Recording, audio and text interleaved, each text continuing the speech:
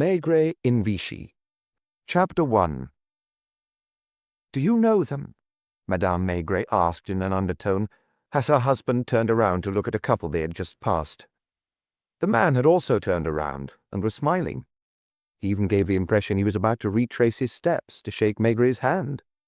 "No, I don't think so. I don't know." The man was short and stout, his wife barely taller than him and podgy. Why did Maigret have the feeling that she was Belgian? Because of her fair complexion, her almost yellow hair, and her bulging blue eyes? This was the 5th time at least that their paths had crossed. The first time, the man had stopped dead, and his face had lit up as if in delight. Hesitant, he had half opened his mouth while Maigret frowned and racked his brains in vain. The man's physique and face looked familiar, but who the devil could he be? Where had he met this cheerful little fellow and his marzipan wife before? Honestly, I can't think. It wasn't important. Besides, the people here were not the same as in normal life. Any moment now, the music would strike up. On the bandstand, with its spindly columns and ornate decorations, the uniformed musicians were raising their brass instruments to their lips, their eyes on the conductor. Was it the firemen's band or the municipal workers? They had as many decorations and stripes as South American generals, blood-red shoulder straps and white baldricks. Hundreds of yellow iron chairs were arranged around the bandstand in ever-widening circles as far as the eye could see, and nearly all of them were occupied by men and women waiting in solemn silence. In a couple of minutes' time, at 9 o'clock, under the spreading trees in the park, the concert would begin.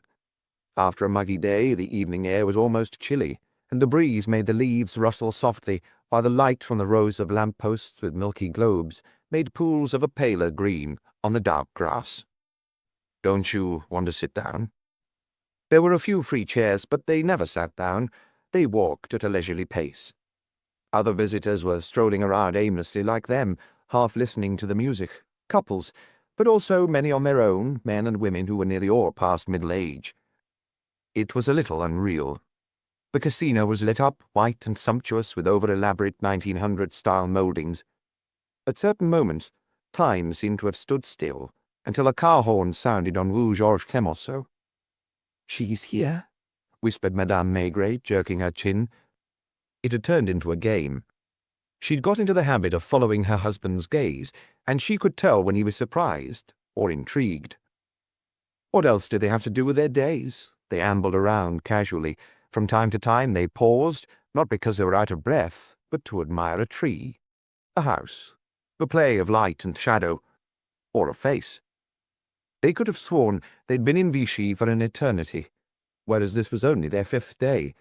They had already created a schedule for themselves which they followed meticulously, as if it were of the utmost importance, and their days were measured out by various rituals which they adhered to religiously.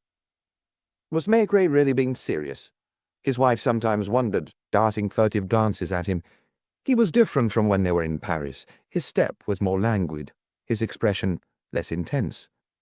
Most of the time, his vague smile expressed satisfaction, certainly, but also a sort of gloomy irony. "She's wearing her white stole." From roaming the park and the banks of the Allier, the boulevard lined with plane trees, and the teeming or deserted streets at the same time every day, they had come to recognize a number of faces and figures that were already part of their world. Did not everyone here replicate the same actions at the same time of day, and not only at the springs where they drank their hallowed beakers of water? Maigret's gaze picked out someone in the crowd and became more focused. That of his wife followed. "Do you think she's a widow?" They could have nicknamed her the Lady in Mauve, or rather the Lady in Lilac, because she always wore something lilac-coloured. That evening she must have arrived late and had only managed to find a seat at the back. The previous day she had afforded a sight that was both unexpected and moving. The Maigrets had walked past the bandstand at 8 o'clock in the evening, 1 hour before the concert. The little yellow chairs were arranged in circles so regular that they could have been drawn with a compass. All the chairs were empty, except one in the front row, where the lady in lilac was sitting. She was not reading by the light of the nearest lamp, she was not knitting, she was doing nothing, showing no impatience. Sitting upright with both hands resting flat on her knees, she remained absolutely still, staring straight ahead, cutting a distinguished figure. She looked as if she had come straight out of a picture book. She wore a white hat, whereas most of the women here were bareheaded. The stole around her shoulders was white too, and her dress the lilac colour of which she seemed fond. Her face was very long and narrow, her lips thin. She must be a spinster, don't you think? Maigret avoided saying anything. He wasn't on a case, wasn't following any leads. Nothing was forcing him to watch people to try and discover their inner truth. He couldn't help doing so now and then, because it had become a reflex. For no reason he sometimes took an interest in a person out for a stroll and tried to guess their profession, their family circumstances, and the kind of life they led when they weren't taking the waters. It was difficult. After a few days or a few hours, everyone became part of the little circle. Most eyes had the same slightly vacant serenity, apart from those of the very sick, who were recognizable by their deformities, their gait, but especially from a mixture of anxiety and hope. The lady in lilac was among those who could have been called Maigret's inner circle, the people he'd noticed from the start, and who intrigued him. It was hard to fathom her age. She could just as easily have been 45 or 55, and the years had passed her by without leaving any particular scars. One could guess she was used to living in silence, as with nuns accustomed to solitude. Perhaps she even preferred that solitude. Whether walking or sitting as she was at present, she paid no attention to promenaders or to her neighbours, and she would probably have been most surprised to learn that outside of any professional obligation, Detective Chief Inspector Maigret was trying to gauge her personality. "I don't think she's ever lived with a man," he said as the music struck up on the bandstand. "Or with children. Perhaps with a very elderly person needing care, an aged mother, for example. In that case, she couldn't be a very good nurse because she lacked gentleness and the gift of communication.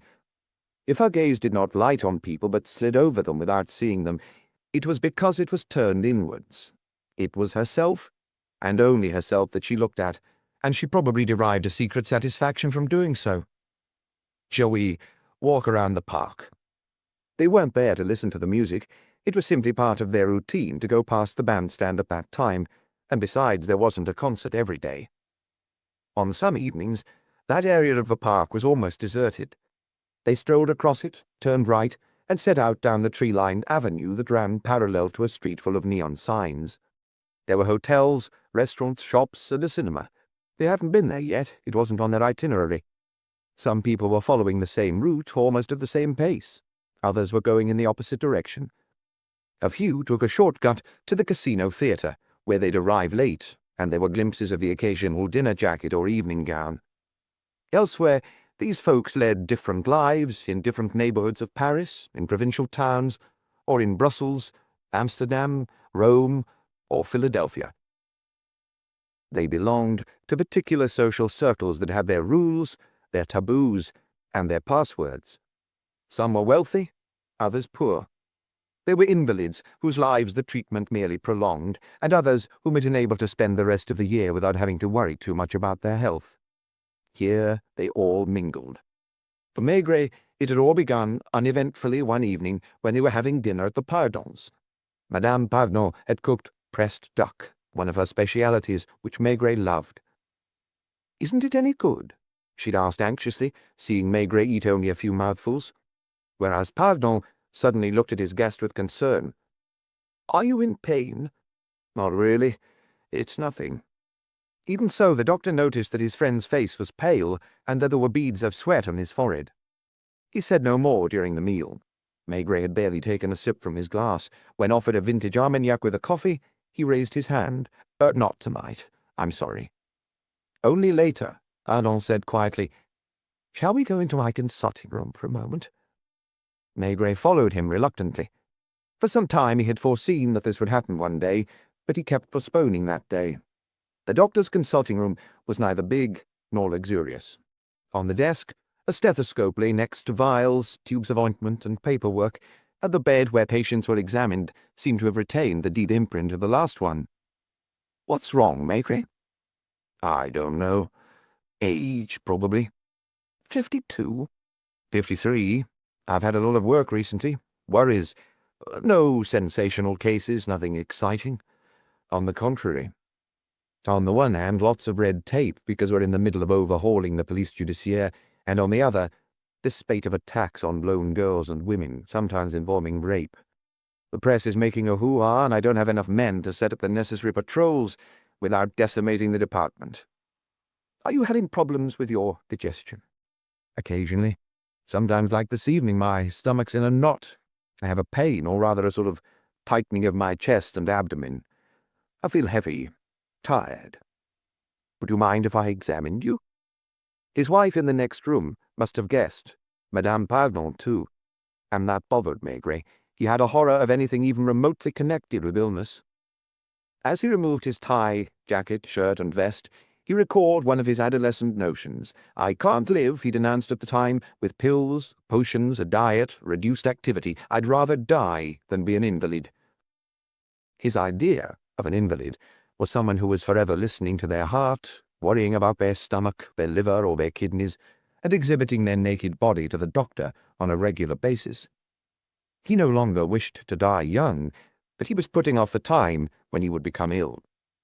My trousers, too? Drop them a little. Pardon took his blood pressure, examined him, and felt his stomach and abdomen, pressing certain places with his fingers. Does that hurt? No, maybe a little tender. Lower. Now he was like the others, anxious, ashamed of his fears, and not daring to look his friend in the face. He got dressed again, awkwardly. Pardon's tone hadn't changed. How long is it since you've had a holiday? Last year I managed to get away for a week. Then I was called back because... What about the previous year? I stayed in Paris. With the life you lead, your organs should be in 5 times worse shape than they are. My liver? It has nobly withstood the strain you put it under.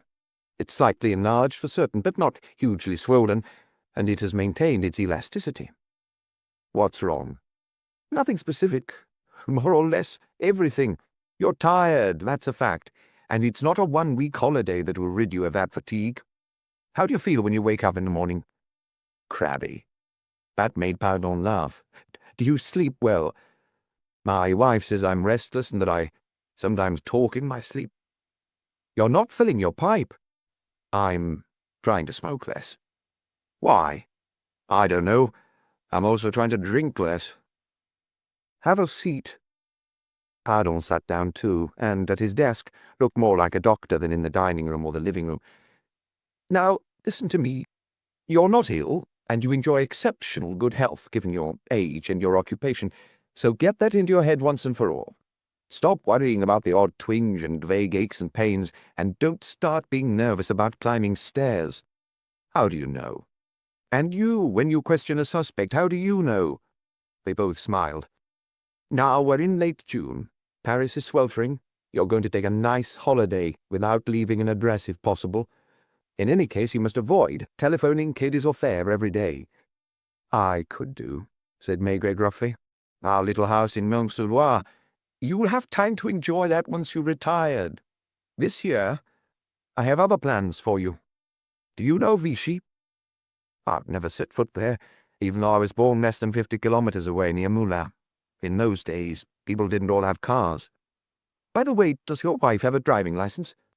We've even bought a 4CV. I think that a course of treatment at Vichy would do you the world of good. A thorough cleansing of your body. He nearly burst out laughing on seeing Maigret's expression. Take the waters? A few glasses of water each day? I don't think the specialist will make you sit in mud baths or hot springs or prescribe mechanotherapy and all that nonsense. You're not a serious case. 21 days of a regular lifestyle without any worries. Without beer, without wine, without eating out, without... How many years have you been indulging? I've had my share, he admitted. And you have more, even if that share is slightly reduced. Is that agreed? Maigret was amazed to hear himself say as he stood up like any other of Pardon's patients. It's agreed. When? In a few days' time, a week at most, once I've tied up all the loose ends. I'm going to refer you to one of my colleagues there who's more knowledgeable about these things than I am. I know half a dozen specialists. Let's see. Aurélien is still young and isn't at all pompous. I'll give you his address and telephone number. I'll write to him tomorrow to inform him." "Thank you, pardon. That wasn't too painful, was it? You were very gentle." In the living room, he gave his wife a reassuring smile, but they didn't talk about illness at the Pardons. It was only when they reached Rue Popincourt, walking arm in arm, that Maigret muttered, as if it was something unimportant, "We're spending our holiday in Vichy." "Are you going to take the waters?" "May as well while I'm there." He laughed. "I'm not ill. Apparently I'm in exceptionally good health. That's why I'm being sent to drink water." It didn't just date from that visit to Pardon. For some time, he'd had the strange impression that everyone was younger than him, whether it was the prefect or the examining magistrates, defendants he was questioning, or now this Dr. Rien, who was fair-haired and affable and not yet 40. A kid, in other words, a young man at the most, nevertheless earnest and self-assured, who was going to decide his fate. This thought both annoyed and worried him, because he didn't feel like an old man, or even one who was aging. Despite his youthfulness, Dr. Rien lived in a pretty, pink brick residence on Boulevard des États-Unis, and while the decor was reminiscent of the 1900s, it was still opulent-looking, with its marble staircases, carpets, polished furniture, and the maid in a frilly broderie anglaise cap. "I presume your parents are no longer living? What did your father die of?" The doctor wrote his replies down on an index card painstakingly, in the calligraphic style characteristic of a sergeant major nib pen. "What about your mother? Do you have any brothers, sisters? Childhood illnesses, measles, scarlet fever?" "Not scarlet fever, but measles, very young, when his mother had still been alive. It was even the warmest, most comforting memory he had of her, because he was to lose her shortly afterwards." "What sports have you played? No accidents? Do you often get throat infections? Heavy smoker, I presume?" The young doctor smiled mischievously to show Maigret that he knew him by reputation. "One could say that you have led a sedentary life." "It all depends. Sometimes I spend 3 weeks or a month in my office all day long, and then suddenly I'm out and about for several days." "Regular meals?" "No." "You don't follow a diet of any kind?" Was he not obliged to admit that he loved slow-cooked dishes, stews and sauces of every imaginable flavour? "Not just a food lover, but a big eater, eh?" "Quite big, yes." "What about wine? Half a litre?" "A litre a day?" "Yes. No, more. With meals I usually have just 2 or 3 glasses. At the office sometimes a beer, which I have sent up from a nearby brasserie." "Aperitif?" "Quite often, with one or another of my colleagues. At the Brasserie Dauphine. It wasn't to get drunk, but for the atmosphere, the familiar crush, the smell of cooking, aniseed and calvados that had impregnated the walls. Why was he ashamed of it all of a sudden, in front of this young man who was so spruce and so comfortably housed? In short, no real excesses. He wanted to be honest. "It depends what you call excesses. In the evenings I don't say no to a glass or 2 of slow brandy, which my sister-in-law sends us from Alsace. My investigations often require me to spend a certain amount of time in cafes or bars. It's hard to explain. If I start one of these investigations on Vouvet, for example, because I find myself in a bar specializing in it, I tend to continue on Vouvet." "How many a day?" This reminded him of his childhood, the village confessional redolent of mouldy old wood, and the priest who snorted snuff. "A lot? You'd probably say it was a lot." "Does it go on for long?" "Sometimes 3 days, sometimes 8 or 10, if not more. It depends on luck." The doctor didn't reprimand him. He wasn't given a rosary to recite, but he could guess what the fair-haired doctor, sitting in the sunlight behind a fine mahogany desk, thought of him. "No severe indigestion, no heartburn, dizziness?" "Dizziness, yes. Nothing serious. Occasionally, especially over the past few weeks, he felt as if he were in a less solid world, but was slightly unreal. He himself was floating, his legs wobbly. It wasn't bad enough to seriously worry him, but it was unpleasant. Luckily, this sensation only lasted a few minutes. Once it had happened when he was about to cross Boulevard du Palais, and he'd waited before venturing into the road. "I see. I see." What did he see? That he was ill? That he smoked and drank too much? that it was time at his age to go on a diet. Maigret wasn't dismayed. He smiled with a smile his wife had seen on his face since they'd been in Vichy. He appeared to be laughing at himself, but even so he was a little dispirited. "Let us go next door." The whole works this time. The doctor even made him climb up and down the rungs of a step-ladder for 3 minutes. Blood pressure lying down, sitting and standing. Then the scream. Breathe. Deeper. Hold your breath. Breathe in. Hold it. Breathe out. It was funny and upsetting, dramatic and crazy. He had another 30 years to live, perhaps, but it was equally possible that in a few minutes he'd be told tactfully that his life as a man in good health, as a normal man, was over, and that from now on he would be an invalid. They had all been through the same thing, all the people they met in the park, around the springs, under the luxuriant trees, by the lake, and even those who sunbathed on the beach. The boule players, the tennis players, glimpsed on the other side of the Allier in the shade of the sporting club. "Mademoiselle Jeanne." "Yes, monsieur." The nurse knew what she had to bring. It was all part of a routine, like the one the Maigrets were going to adopt. First of all, the little device to prick his fingertip and collect drops of blood that would be divided among several test tubes. Relax. Clench your fist. A needle pricked the vein in his arm. Unclench. This wasn't the first time he'd had his blood taken, but it felt as if this time the test had taken on a sort of solemnity. "Thank you. You can put your clothes on now." They met up again in the office, whose walls were lined with books and medical journals bound year by year. "I don't think heavy medication is required in your case. I'll see you the day after tomorrow at the same time, when I'll have the results of your tests. In the meantime, I've devised a regimen for you. You're staying at a hotel, I assume. Just give this sheet to the hotel manager. He'll know what to do."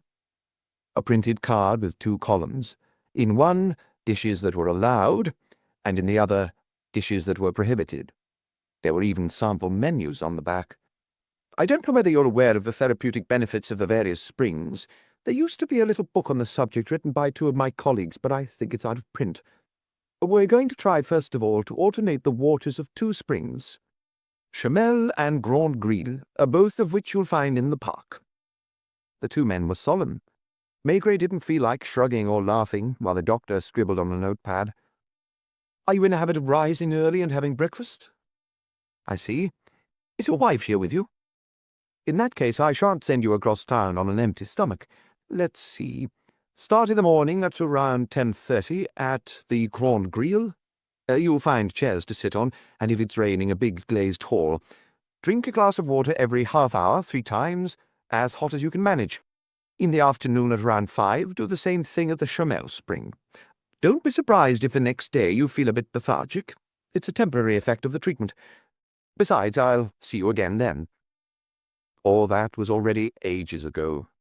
Then he was just a novice, confusing one spring with another. Now he was settled into the treatment routine, like the thousands, the tens of thousands of men and women he rubbed shoulders with from morning to evening.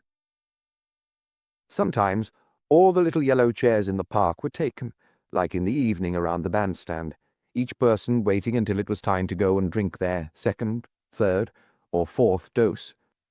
Like the others, he bought a measuring glass, and Madame Maigret had insisted on having her own. "But you're not taking the waters." "Why not? What harm can it do? I read in the brochures that the waters make you lose weight." The glasses were kept in woven straw cases, and Madame Maigret wore both of them over her shoulder the way racegoers wear their binoculars. The 2 of them had never been for so many walks. They were outdoors from 9 o'clock in the morning, and apart from delivery men, they were almost the only people in the quiet streets of the neighborhood they were staying in, the France district, close to the Célestin spring. A few minutes from their hotel, there was a children's playground with a paddling pool, swings, games of all kinds, and even a puppet theatre that was bigger than the one on the Champs-Élysées. "To have your ticket, monsieur?" They had paid 1 franc each and strolled beneath the trees, watching the almost naked kids frolicking, and had come back the next day. "If you buy a book of 20 tickets, it'll be cheaper." He didn't dare. It was too premeditated. They had walked past by chance. It was only out of habit, out of idleness, that they came back each day at the same time.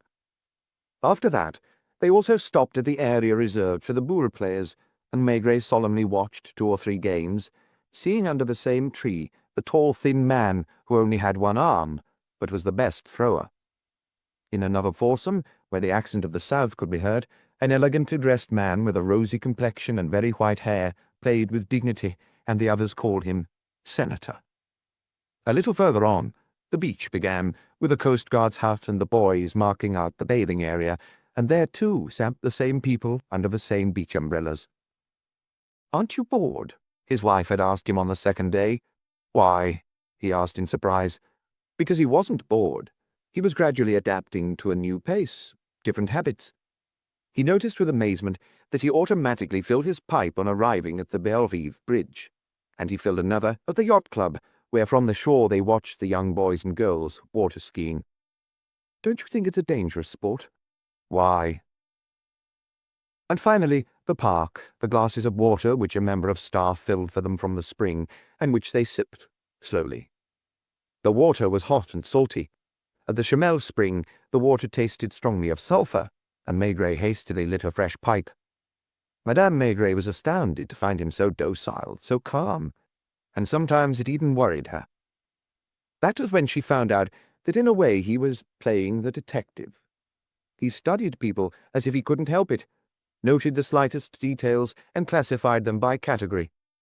For example, at their hotel, the Hôtel de la Bérésina, a sort of family guest house, he had already identified from their diet those with liver problems and the diabetics. He tried to guess each person's story, to imagine them in their everyday life, and sometimes he got his wife to join in this pastime. He was fascinated by the two he nicknamed the merry couple, the plump man who always looked as if he was about to come over and shake his hand, and his little wife, who resembled a piece of candy. What could their occupation be? Had they recognized Maigret from seeing his photo in the newspapers? In actual fact, not many people here recognized him, a lot fewer than in Paris. Admittedly, his wife had made him buy a light, almost white mohair jacket, like the ones worn by men of a certain age in the summer when he was a child. Even without the jacket, people would probably not have thought it was him.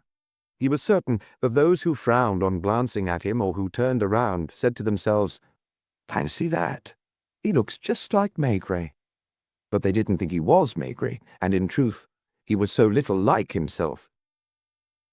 The other intriguing character, the lady in lilac. She was taking the waters too, only at the Grande Grille, where they saw her every morning. She had her spot, slightly apart from everyone else, close to the newspaper kiosk. Always dignified and aloof, she only took one sip of water at a time. Then, after rinsing and wiping her glass, she carefully put it back in its straw case. 3 or 4 people greeted her. Maigret didn't see her in the afternoons. Did she go to the baths? Had her doctor ordered her to rest? Sedimentation rate perfect, Dr. Rien had declared. Hourly average, 6 millimeters. Cholesterol a little high, but within the acceptable range. Urea normal. Ceramine level fairly low, but nothing to worry about. Nor about the uric acid. You're not allowed to eat game, offal, or shellfish. As for your blood count, it is excellent, with a hemoglobin level of 98. All you need is a thorough cleansing of your system. Do you not feel sluggish or get headaches? So we're going to continue with the same regimen for the next few days. Come and see me on Saturday.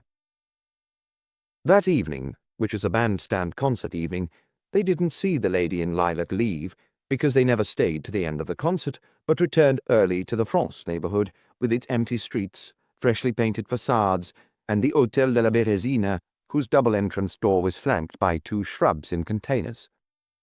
They slept in a brass bed, and all the furniture was from the turn of the century, like the clawfoot bathtub and the swan-neck taps. The hotel was well run and quiet, except when the Gagnèr's son, who was on the first floor, played cowboys and Indians on his own in the garden. Everyone was asleep. Day 5. Day 6. It was Madame Maigret who was the most disoriented at not having to make coffee in the mornings. At 7 o'clock, they were served breakfast on a tray with fresh croissants and the Clermont-Ferrand newspaper, which devoted 2 pages to Vichy life. Maigret had got into the habit of reading it from the first line to the last, so as to be informed of every single little local event. He even read the death notices and the classified ads. 3-bed house, bathroom, Walmart cons, excellent condition, uninterrupted view over. Do you intend to buy a house? No, but it's interesting. I wonder whether it's people who regularly take the waters keen to have their own house to spend 1 month a year in, or whether it's retired folk from Paris or elsewhere who... They got dressed in turn, and the owner never failed to greet them at the foot of the red-carpeted staircase with its brass rods. The owner wasn't from the area, but from Montélimar, which could be detected from his sing-song accent. They frittered away the hours. The children's playground, the boule players. By the way, I saw that there's a big market every Wednesday and Saturday. We could go and have a look. He'd always loved markets, the smell of the fruit and vegetables, the sight of quarters of beef, fish, lobsters still alive. After all, Wian did tell me to walk 5 kilometers every day. His tone was ironic. He has no idea that we chalk up an average of 15. Do you think? Work it out. We walk for at least 5 hours. We might not walk at an athlete's pace, but we still do between 3 and 4 kilometers an hour. I'd never have believed it. The glass of water, the yellow chair, and reading the Paris newspapers which had just arrived. Lunch in the all-white dining room, where on some tables there was an opened bottle of wine labelled with the guest's name. There wasn't one on the Maigret's table. Did he say you can't drink wine? Not in so many words, but I may as well not. She couldn't get over seeing him become a conscientious spa patient and managing to remain good-humoured. He allowed himself a brief nap. Then they resumed their routine, on the other side of the town this time, with a parade of shops and the crowds on the pavements that kept forcing them apart. Have you noticed how many pedicurists and orthopedists there are? If everyone walks as much as we do... There was no bandstand concert that evening, but there was one in the gardens of the Grand Casino.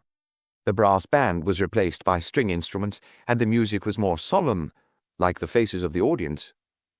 They didn't spot the lady in lilac, nor did they come across her walking in the park. But they did run into the merry couple, who were more dressed up than usual and hurrying in the direction of the casino theatre where a comedy was being performed. The brass bed. Time flew by surprisingly fast, even though they were doing nothing. The croissant, coffee, the sugar lumps wrapped in waxed paper, the Clermont-Ferrand newspaper. Maigret, in his armchair by the window, smoked his first pipe in his pyjamas, with some coffee still left in his cup, which he eked out as long as possible. When he let out an exclamation, Madame Maigret appeared from the bathroom in a blue floral dressing gown, toothbrush in hand. What is it? Look. On the first page devoted to Vichy was a photograph, that of the lady in lilac. She must have been a few years younger, and she'd made the effort to give a wan smile for the photographer. What's happened to her? She's been murdered. Last night? If it happened last night, it wouldn't be in today's papers. The night before. We saw her at the bandstand. At around 9 o'clock, yes. She went home 2 streets from here, Rue du Bourbonnais.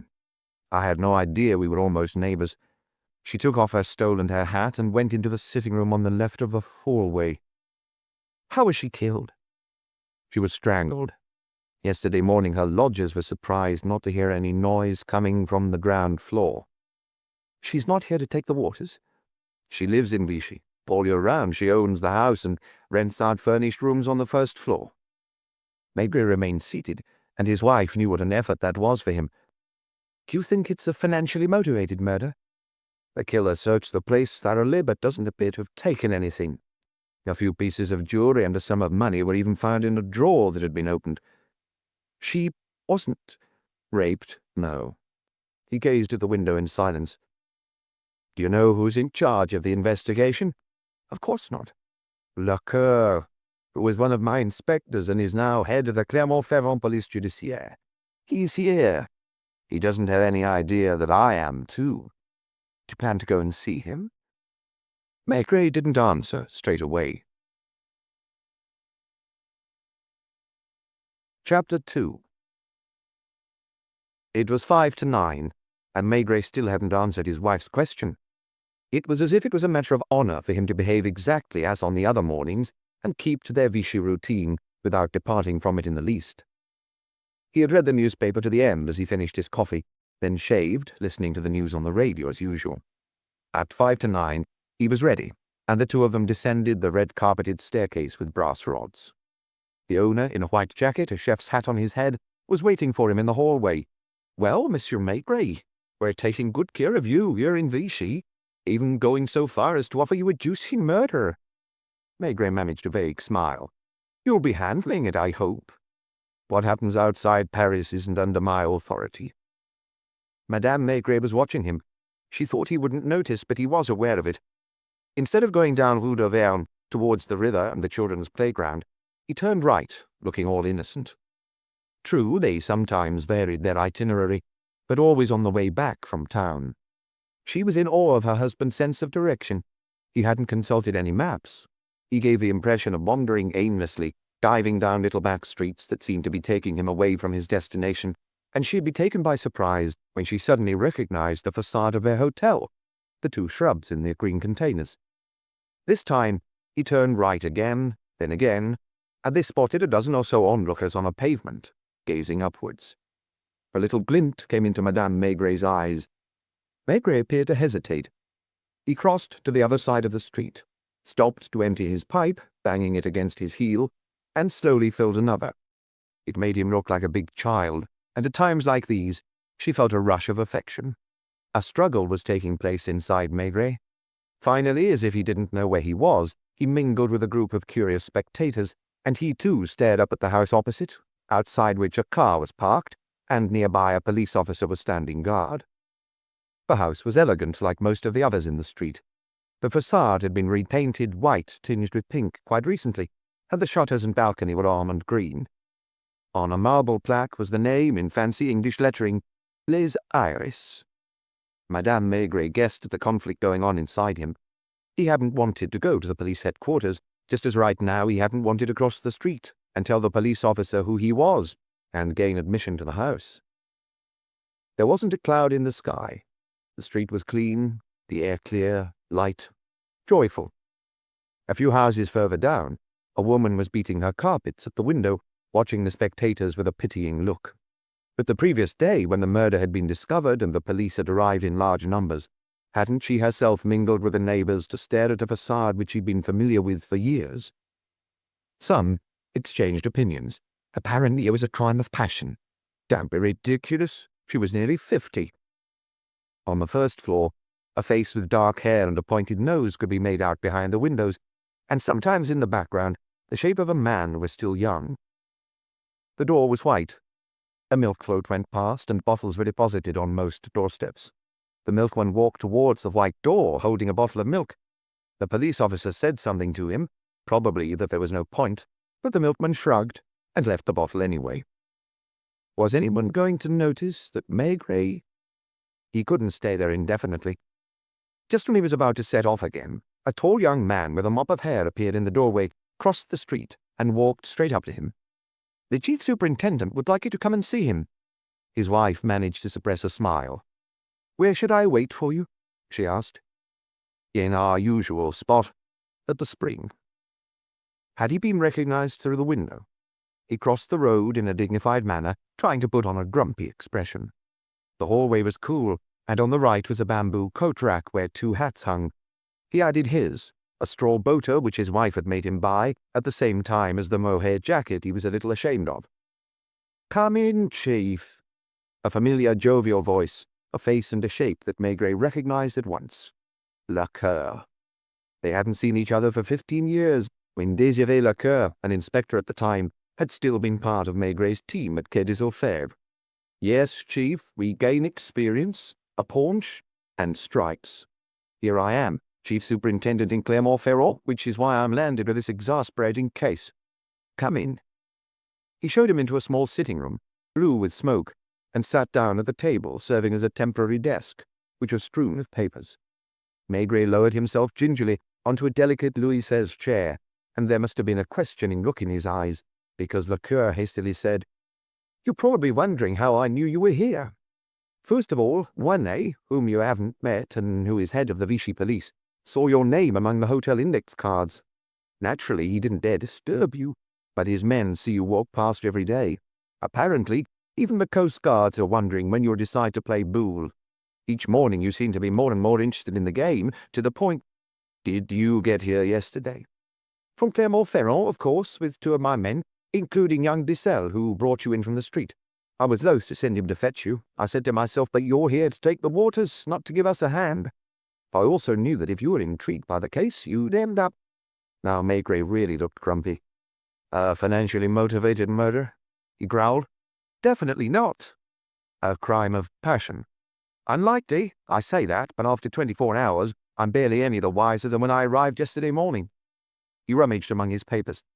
The victim's name is Hélène Lang. She was 48 and was born in Marseille, about 10 kilometers from La Rochelle. I telephoned Marseille Town Hall and found out that for many years her mother, widowed young, ran a small haberdashery on Place de l'Église. She had 2 daughters, and Hélène, the eldest, took a shorthand typing course in La Rochelle. Then for a time she worked in the offices of a ship owner before leaving for Paris, after which there's no trace of her. She never applied for a copy of her birth certificate, which suggests she never married. Besides, her identity card states single. She had a sister, 6 or 7 years her junior, who was a manicurist in La Rochelle. Like her elder sibling, she went to Paris, but she returned after 10 or so years. She must have built up a tidy sum which allowed her to buy a hair salon on Place d'Armes, which she still runs. I tried to telephone her, but I only spoke to an assistant who's looking after the salon while she's on holiday in the Balearic Islands. I sent a cable to her hotel to ask her to fly home immediately, and I'm expecting her today. This sister, Francine, isn't married either. The mother died 8 years ago.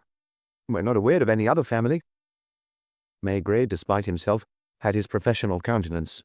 Anyone would have thought that he was in charge of the investigation and that one of his colleagues was giving him a report in his office. He missed having his pipes in front of him, which he was in the habit of fiddling with in such circumstances, the view over the Seine through the window, his sturdy armchair with a back he could lean against. While Lecoeur was speaking, he noticed 2 or 3 details. In particular, that in this lounge that served as a living room, there were photographs only of Hélène Lang. On a sideboard were pictures of her aged 5 or 6, in a dress that was too long for her, a thin braid either side of her face.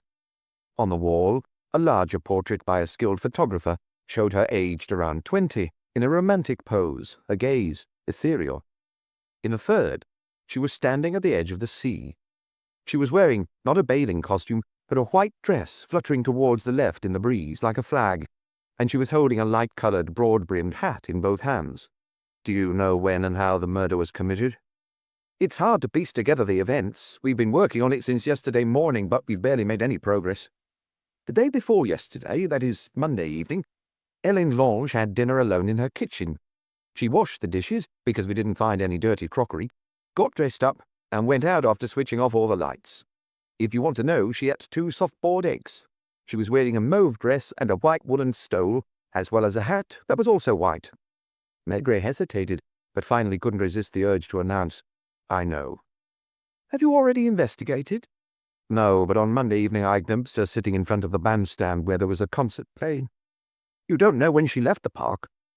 My wife and I moved on from there before 9:30, on our usual stroll. Was she on her own? She was always on her own. Lecoeur didn't try to hide his astonishment.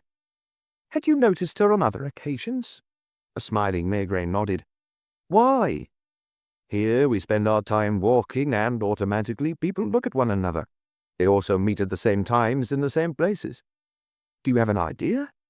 About what? About the kind of woman she was. She certainly wasn't ordinary. That's all I know. Right, I'll go on. 2 of the 3 first 4 bedrooms are rented out.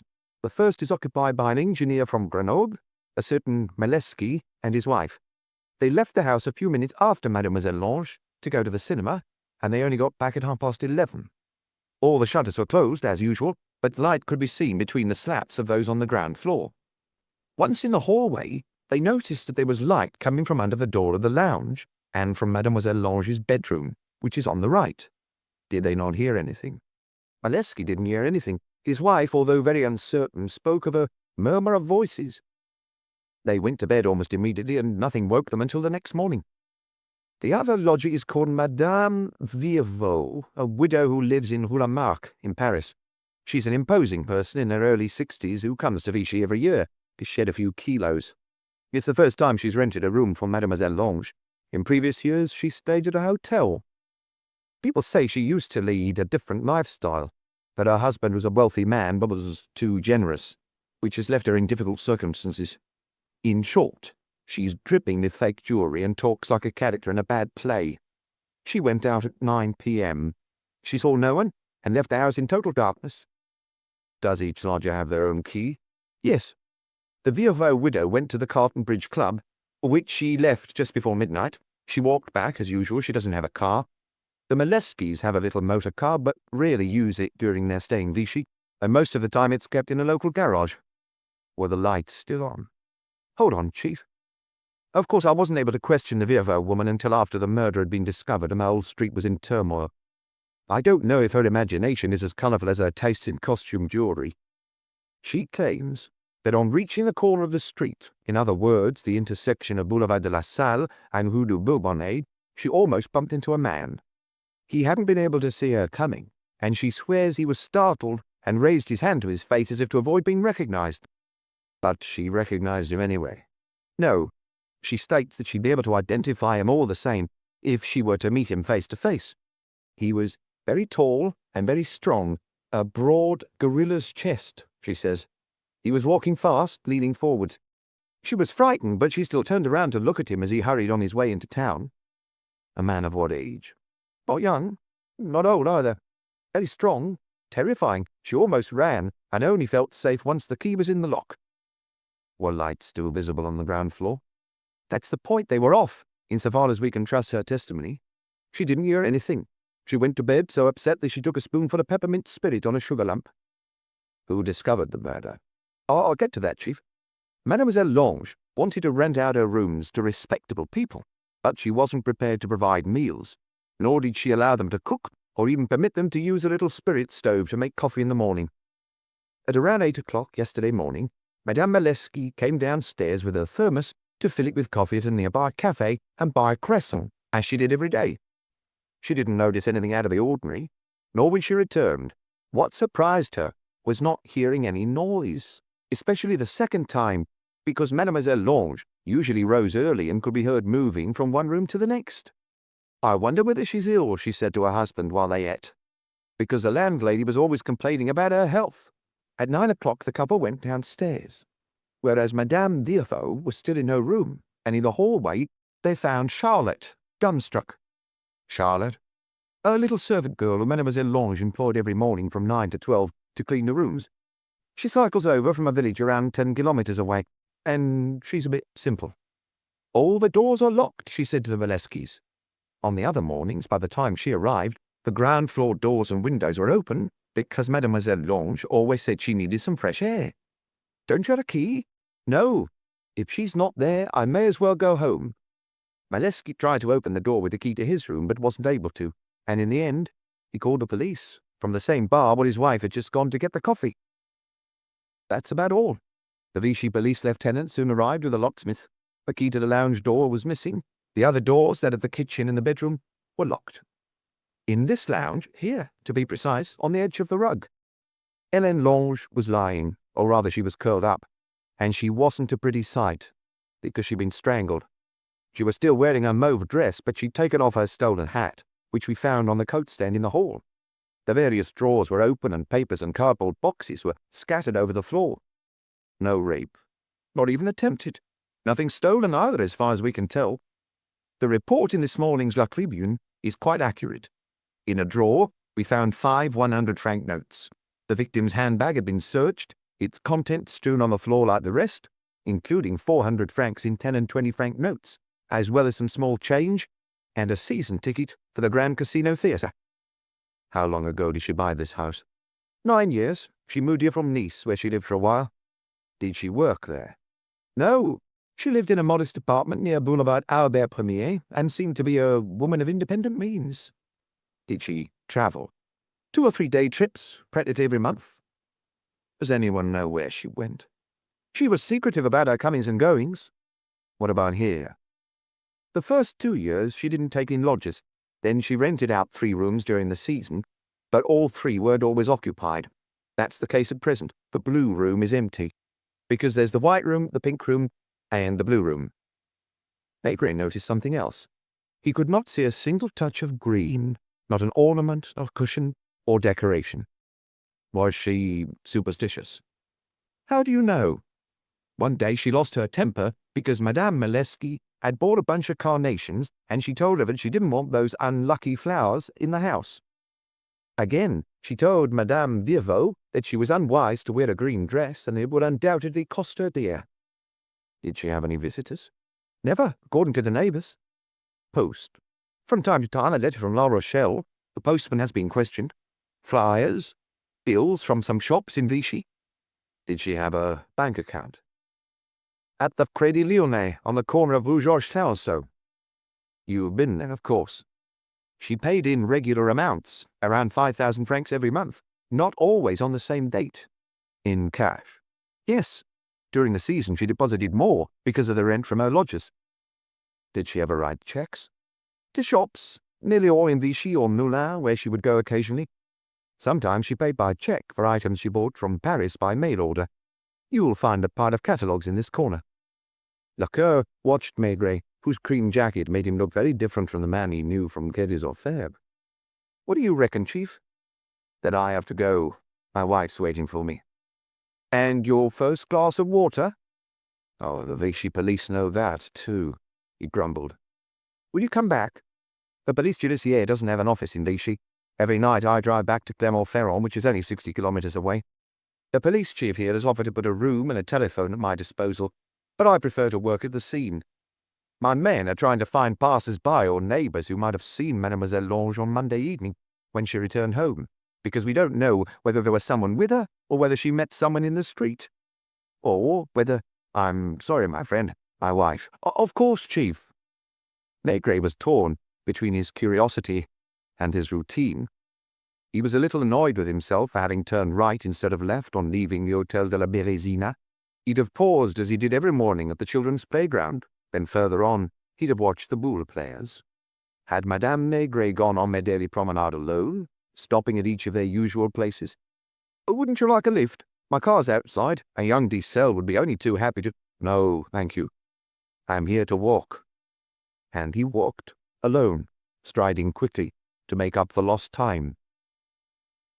He had drunk his first glass of water and found his usual spot, between the vast glazed fountain hall and the first tree. He could sense that although his wife didn't ask him any questions, she was alert to his every gesture and facial expression. His newspaper on his knee, he gazed up at the sky through the barely trembling foliage. It was the same clear blue as always, with one small, drifting, dazzling white cloud. In Paris, he sometimes complained that he missed certain sensations for which he was nostalgic. A breath of air, warmed by the sunshine on his cheek, the play of light among the leaves, or on the gravel crunching beneath the feet of a crowd, and even the taste of dust. Here, a miracle happened. As he mulled over his conversation with Lecoeur, he felt as if he was immersed in the atmosphere, and nothing that was going on around him escaped him. Was he really thinking? Was he daydreaming? Families strolled past, as everywhere, but there were many more older couples. Were there more lone men or lone women? The women, especially the elderly ones, tended to gather in groups. You could see them arranging the chairs in circles of 6 or 8, and they'd lean towards one another and appear to be exchanging secrets, even though they'd only met a few days earlier. Who knows? Maybe they were real secrets. They talked about their aches and pains, their doctors, their therapy, and then about their married offspring and their grandchildren, whisking photos from their handbags. It was rare to see one sitting alone, like the lady in lilac, whose name he now knew. It was more usual to see lone men, their faces often haunted by weariness or disease, struggling to make their way through the crowds with dignity. All the same, their features, their eyes, betrayed a sort of anxiety, a vague fear of collapsing in a pool of shade or sunlight amid the legs of the passers-by. Hélène Lang was a loner, and her attitude, her bearing, exuded a sort of pride. She didn't want to be called a spinster, did not accept pity. She held herself upright and walked with a light tread, her chin high. She mixed with no one, had no need to unburden her soul or her mind by confiding in casual acquaintances. Had she chosen to live alone, he wondered, intrigued. He tried to picture her sitting, standing, motionless, moving about. Do they have any leads? Madame Maigret was beginning to be jealous of his reverie. In Paris, she would not have dared ask her husband any questions midway through an investigation, but here, walking side by side for hours, had they not got into the habit of thinking aloud? It was never a real conversation, an exchange of precise rejoinders, but nearly always a few words or a comment that was enough to indicate the other person's train of thought. No, they're waiting for the sister. She doesn't have any other family? Apparently not. It's time for your second class. They went inside the fountain hall, where the attendants' heads were visible above the sunken bar behind which they worked. Hélène Lang used to come and drink here every day. Was it on doctor's orders, or simply to give herself a purpose for her walk? What are you thinking about? I'm asking myself, why Vichy? She'd moved to this town around 10 years ago and bought a house. So she was 37 at the time, and did not appear to need to earn a living because in the first 2 years she hadn't rented out the first-floor bedrooms. And why not? Retorted Madame Maigret. There are hundreds of small and medium-sized towns in France where she could have moved to, not to mention La Rochelle, which she knew from her childhood and adolescence. Her sister, after living in Paris, went back to La Rochelle and settled down there. Maybe the two sisters didn't get along. It wasn't so straightforward. Maigret was still watching the people walking, and their pace reminded him of a similar permanent procession elsewhere, in the warm sunshine. In Nice, on the Promenade des Anglais.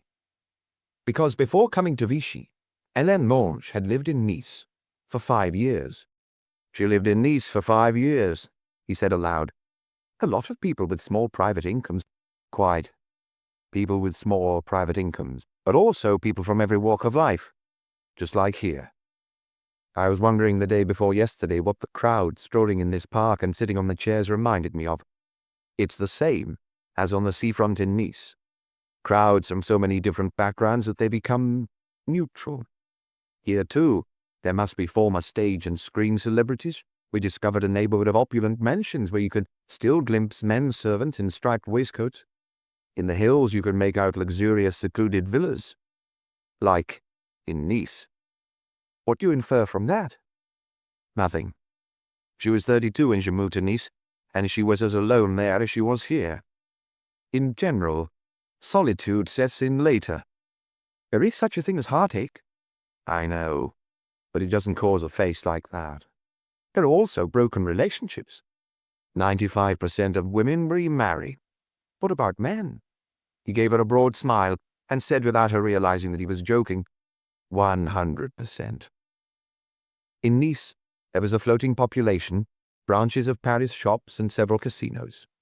In Vichy, tens of thousands of people came to take the waters, changing every 3 weeks, and there were the same shops, 3 casinos, and a dozen cinemas. Anywhere else, she would have been known, people would have gossiped about her and spied on her. Not in Nice, not in Vichy. So did she have something to hide? Do you have to meet up with Vichy? He invited me to drop by and see him when I want. He still calls me chief like when he was in my department. They all do. It's true. Out of habit. You don't think it's more out of affection? He shrugged, and they soon found themselves making their way back to their hotel. This time they went through the old town, pausing in front of the poignant displays in the windows of the antique shops. They knew that at mealtimes the other guests watched them, but they had to get used to it. Maigret tried to follow Dr. Rial's recommendations. Chew every mouthful carefully before swallowing, even mashed potatoes. Don't pick up more food on your fork before you've swallowed the previous mouthful. Don't drink more than 1 or 2 sips of water, possibly tinted, with a dash of wine. He preferred no wine at all. He indulged in a few puffs on his pipe before going upstairs and lying down fully dressed for his nap. Enough light filtered through the shutters for his wife in the armchair to take her turn at skimming the newspaper, and through his drowsiness he could hear a rustle as she turned the page. He had been lying down for barely 20 minutes when there was a knock on the door. Madame Maigret scuttled out onto the landing and closed the door behind her. There was whispering, Then she went downstairs and was only out of the room for a few minutes. That was Lecoeur. Has there been a development? The sisters just arrived in Vichy. She went to the police station and they're going to drive her to the morgue to identify the body. Lecoeur's waiting for her at Rue du Bourbonnais. He wondered whether you'd like to go over there and be present when he questions her. Maigret was already on his feet, grumbling, and he began by opening the shutters to bring light and life back into the room. Shall I meet you at the spring? The spring. The first glass of water, the iron chair, weren't until 5 o'clock in the afternoon. It won't take that long. Wait for me on one of the benches near the ball players instead. He wasn't sure whether to take his straw hat. Are you afraid they'll laugh at you? Too bad. He was on holiday after all, and he placed it proudly on his head. Curious bystanders continued to stop in front of the house, still under police guard. Once they realized that there was nothing to see except closed windows, they soon moved off, shaking their heads. Have a seat, Chief. If you place the chair in the corner near the window, you'll see her in the full light. Haven't you met her yet? I was having lunch, in an excellent restaurant incidentally, when I was informed that she was at the police station. She's been taken to the morgue and then brought to me. Through the net curtains, they spotted a black vehicle driven by a uniformed police officer, followed by a long, red open-topped car. The couple in the front, hair disheveled, faces tanned, looked very much as if they were returning home from a holiday. The woman and the man exchanged a few words, then leaned towards each other, and after a quick kiss the woman got out and slammed the door while her companion remained at the wheel and lit a cigarette. He was swarthy, with clearly defined features and muscles rippling beneath his yellow polo shirt. He looked in the direction of the house without curiosity as the police officer showed the young woman into the lounge. Detective Chief Inspector Lecoeur, you are Francine Lange, I assume. That's correct. She glanced vaguely over at Maigret, who was not introduced to her, and sat with his back to the light. Madame or mademoiselle? I'm not married, if that's what you mean. My friend who's in the car is with me, but I know men too well to marry one. Afterwards they're a nightmare to get rid of. She was an attractive woman, who didn't look her 40 years as she paraded her provocative figure around the small, conventional lounge. She wore a flame-colored dress, so light it was see-through, and you could have sworn she gave off a whiff of the sea. The telegram reached me last night. Lucien managed to get us seats on the first flight to Paris. At Orly, we picked up our car, which we left there when we flew out. I presume that the victim is indeed your sister. She nodded without emotion. Wouldn't you like to sit down? Thank you. May I smoke? She watched the smoke rising from Maigret's pipe as if to say, if he can sit there puffing away, then I should be allowed a cigarette. Please do. I imagine this murder is as much of a shock to you as it is to us. It's the last thing I'd have expected. Do you know if your sister had any enemies? Why would Hélène have any enemies? When was the last time you saw her? 6 or 7 years ago. I don't know exactly.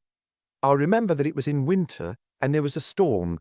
She hadn't told me she was coming, and I was surprised to see her walk calmly into my hair salon. Did you get along with her? As sisters do. I didn't know her that well because of the age gap. She left school when I was just starting. Then she took lessons in La Rochelle. That was a long time before I became a manicurist. After that, she moved away. How old was she then? Hold on. I'd been doing my apprenticeship for a year, so I was 16, had 7. She was 23. Did you write to her? Really? Our family's not the sort. Was your mother already dead? No, she died 2 years later, and Hélène came to Marseille for the division of the inheritance. There wasn't a lot to divide up. The shop wasn't worth a great deal. What did your sister do in Paris? Maigret continued to scrutinize her while recalling the shape and face of the dead woman. The two siblings had little in common, and Francine did not have her sister's long face or her dark eyes. Hers were blue, and her hair was blonde, perhaps dyed, because she had a curious strand of flaming auburn in the front. At first glance, she was a hard-working woman who doubtless greeted her customers with cheerful, even saucy good humor. She didn't try to appear sophisticated. On the contrary, it was as if she delighted in flaunting her vulgar side. Less than half an hour after viewing her sister's body at the morgue, she sounded almost cheerful, as she answered the questions put to her by Lecoeur, on whom she appeared she was working her charm, out of habit. What did she do in Paris? I suppose she was a typist in an office, but I never went to see her there. We were very different, the two of us. At 15, I already had a boyfriend who was a taxi driver, and since then I've had lots of others. I don't think Hélène was like that. Or if she was, she kept it quiet. What address did you write to her at? I remember at first. A hotel in Avenue de Clichy, but I'd forgotten the name. She changed lodgings quite often. Then she had an apartment in Rue Notre-Dame-de-Lorette. I don't recall the number. And when you went to Paris as well, didn't you visit her? Oh, yes, I did. It was in Rue Notre-Dame-de-Lorette, and I was amazed to see her living somewhere so classy. I said so to her. She had a lovely bedroom overlooking the street, a living room, a kitchenette, and a proper bathroom. Was there a man in her life? I wasn't able to find out. I wanted to stay with her for a few days until I found a suitable room, but she said she'd take me to lodgings that were very clean and inexpensive, because she couldn't live with anyone. Not even for 3 or 4 days. That's what I understood. Did that not surprise you? Not particularly. You know, it takes a lot to surprise me. So long as people let me do what I want, they're free too, and I don't ask any questions. How long did you stay in Paris? 11 years. As a manicurist all that time? At first in local hair salons, then towards the end in a luxury hotel on the Champs-Élysées. I trained to become a beautician. Did you live alone? Sometimes alone, sometimes not. Did you used to meet up with your sister? Almost never. So you know very little of her life in Paris. All I know is that she worked. When you returned to La Rochelle to set up on your own, did you have a lot of savings? Enough. You didn't ask her how she had earned that money. She wasn't forthcoming on the subject either, but it seemed that they understood each other. You never married? I've already told you I'm not so stupid. And turning towards the window, through which her companion could be seen posing at the wheel of his red car, see how sly he looks. But even so, you live with him? He works for me and is an excellent hairdresser to boot. In La Rochelle we live separately because I don't want him underfoot day and night. On holiday, it's all right. Are you the owner of a car? Of course. Did he choose it? You guessed. Did your sister ever have any children? Why are you asking me that? I don't know. She was a woman. As far as I know, she didn't. I'd have thought we'd have known, wouldn't we? What about you? I had a baby when I was still living in Paris 15 years ago. At first I wanted to get rid of it, and it would have been better. It was my sister who advised me to keep it. So you saw each other at that time? I went to see her because of that. I needed to talk about it with someone in the family. It might sound funny, but there are times you remember you have a family. In short, I had a son, Philippe. I sent him to be fostered in the Vosges. Why the Vosges? Do you have any connections there? Not at all. Hélène found the address in some newspaper. I went to see him a dozen or so times in 2 years. He was fine, being cared for by a very kind farming couple. Their place was clean. Then one fine day they told me that the little boy had drowned in the pond. She looked wistful for a moment, then shrugged. After all, maybe it was the best thing for him. You've never met any friends of your sister's, either male or female? She couldn't have had many. Already in Marseille she thought she was better than the other girls, and they called her the princess. I think it was the same at the shorthand typing school in La Rochelle. Was she proud? She hesitated, thinking. I don't know, that's not the word I'd use. She didn't like people. She didn't like socializing with people. That's it. She preferred her own company. Did she ever attempt suicide? Why? Do you think? Lecoeur smiled. No, you don't commit suicide by strangling yourself. I simply wonder whether in the past she was ever tempted to end her life. I'm certain she didn't. She was happy with the way she was. Deep down, she was very self-satisfied. The word struck Maigret when he pictured the lady in lilac sitting in front of the bandstand. He tried then to define the expression on her face, but hadn't found the right word. Francine had just done so. She was perfectly happy with herself. She loved herself so much that in her lounge there were 3 photographs of her, and there were probably more in the dining room and bedroom, which they hadn't searched. No one else. No portrait of her mother, her sister, male or female friends. By the sea, she'd had a photograph taken alone beside the Wades. For the time being, I assume you are her only heir. We haven't found a will among her papers. It's true that the murderer scattered documents everywhere, but I don't see why he'd have sold her a will. No notary has come forward. When's the funeral? Well, that's up to you. The coroner has finished with the body, which can be handed over to you as soon as you wish. Where do you think I should bury her? I have no idea. I don't know anyone here. In Marcy, the entire village would come to the funeral, out of curiosity. I wonder whether she'd have liked to go back to Marcy. And look, if you don't need me any more, I'll go and find a hotel room and have a nice long bath, because I need to. I'll try to think, and tomorrow morning. I'll expect you tomorrow morning, then. As she left, having shaken Leclerc's hand, she turned to Maigret for a moment as if wondering what he was doing there, sitting silently in his corner. And then she frowned. Had she recognized him? See you tomorrow. You've been very kind. They saw her get into the car and lean over to her companion to say a few words, and then the car drove off. In the lounge, the two men exchanged glances, and Leclerc was the first to blurt out almost comically, "Well," to which Maigret replied, puffing on his pipe, "Yes, well." He didn't feel like talking, and hadn't forgotten he was meeting his wife near the boule players. "See you tomorrow, my friend." "See you tomorrow." As he left, he was honored with a military salute from the officer standing guard, but that didn't make him feel especially proud. Chapter 3. Once again, he was sitting in the green armchair close to the open window. The weather was the same as when they had arrived, glorious hot sunshine, yet cool air in the mornings, when the municipal cleaning trucks drove up and down the streets. It was cool, too, during the day, beneath the trees that were everywhere, in the park, along the riverbank, and lining the many avenues.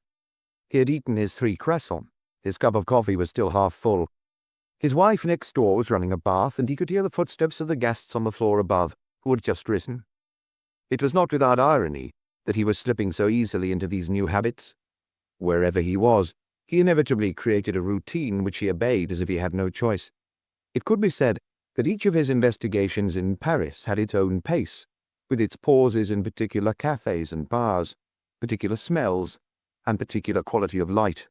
Here, he felt almost as if he was on holiday than undergoing treatment, and the death of the lady in lilac was set against a backdrop of idleness. The previous evening, like the other evenings, they had gone for a stroll in the park, where hundreds of visitors like them moved from the shade into the light shed by the frosted glass spheres. It was the hour of theatres, casinos, and cinemas. People came out of their hotels, boarding houses, or lodgings where they'd eaten cold meats, and they were all hurrying to their chosen entertainment.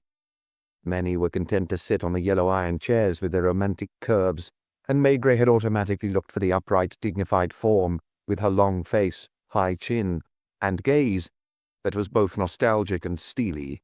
Hélène Lang was dead, and in a hotel room, Francine was probably discussing with her gigolo where her sister was to be buried. Somewhere in the town, a man had the key to the mystery of Les Iris and the solitary woman, the man who had strangled her.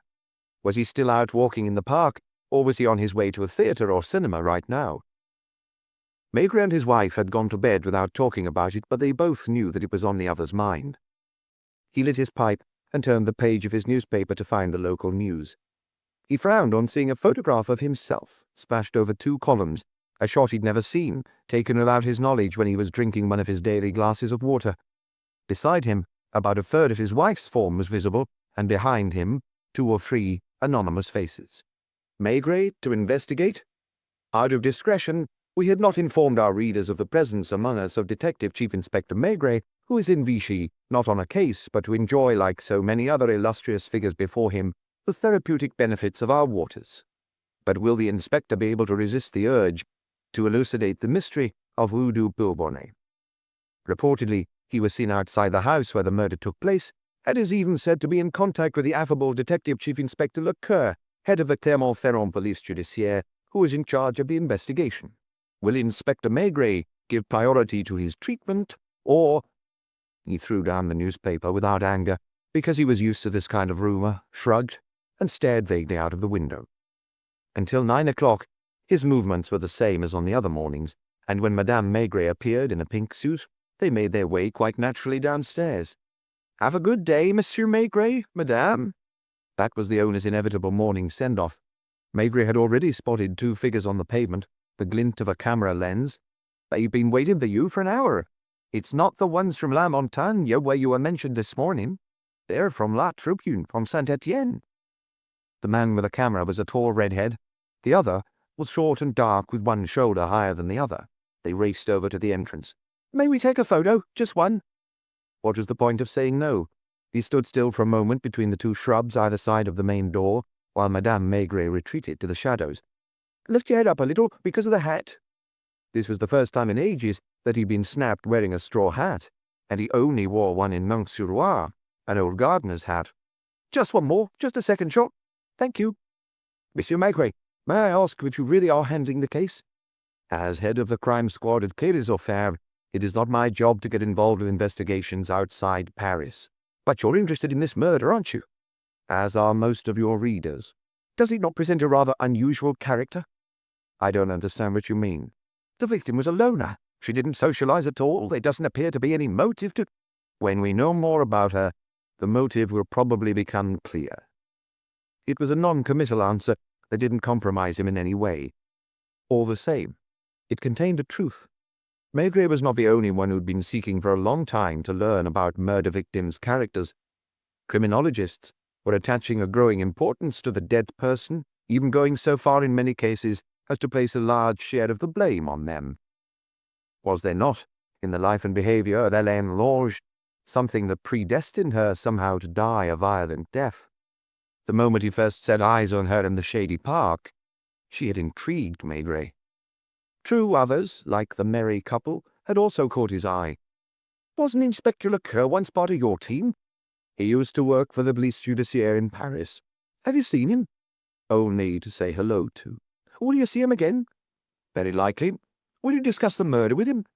"Possibly, unless we discuss the weather and the special quality of the light in your town." "What's special about it?"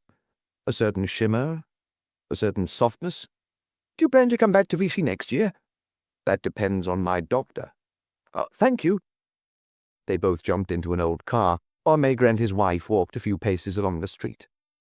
"Where shall I wait for you?" That implied that her husband intended to go to Rue de Bourbonnais. "At the spring?" "At the Boule game."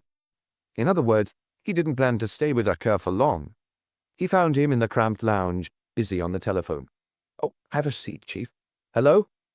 "Yes. It's lucky the concierge has stayed in the job for so many years." "Yes." "She doesn't know where?" "She took the metro." "Yes, at Saint-Georges." "Don't hang up, mademoiselle. Go on, my friend." The conversation continued for another 2 or 3 minutes. "Thank you. I'll send you a formal letter of request so that everything's in order. Then you can send me your report." "Your wife?" "Of course. Kids are always a worry. Don't I know it with my 4 boys?" He hung up and turned to Maigret. "That was Julien, whom you must know, and who's currently an inspector in the 9th arrondissement. I asked him yesterday to rummage around in the files, and he found Hélène Lang's exact address in Rue Notre-Dame-de-Lorette, where she lived for 4 years. So from the age of 28 to 32. That's correct. The concierge is still there. Mademoiselle Lang was reportedly a quiet young woman. She kept regular hours like a person who works. She went out rarely in the evenings to go to the theatre or the cinema, apparently. Her office can't have been in the neighborhood because she took the metro. She went out and did her shopping early, and she didn't have a cleaner. At around 12:20, she'd come home for lunch and would leave at 1:30. Then she'd return home again at 6:30. She didn't have any visitors. A man, just one, and always the same.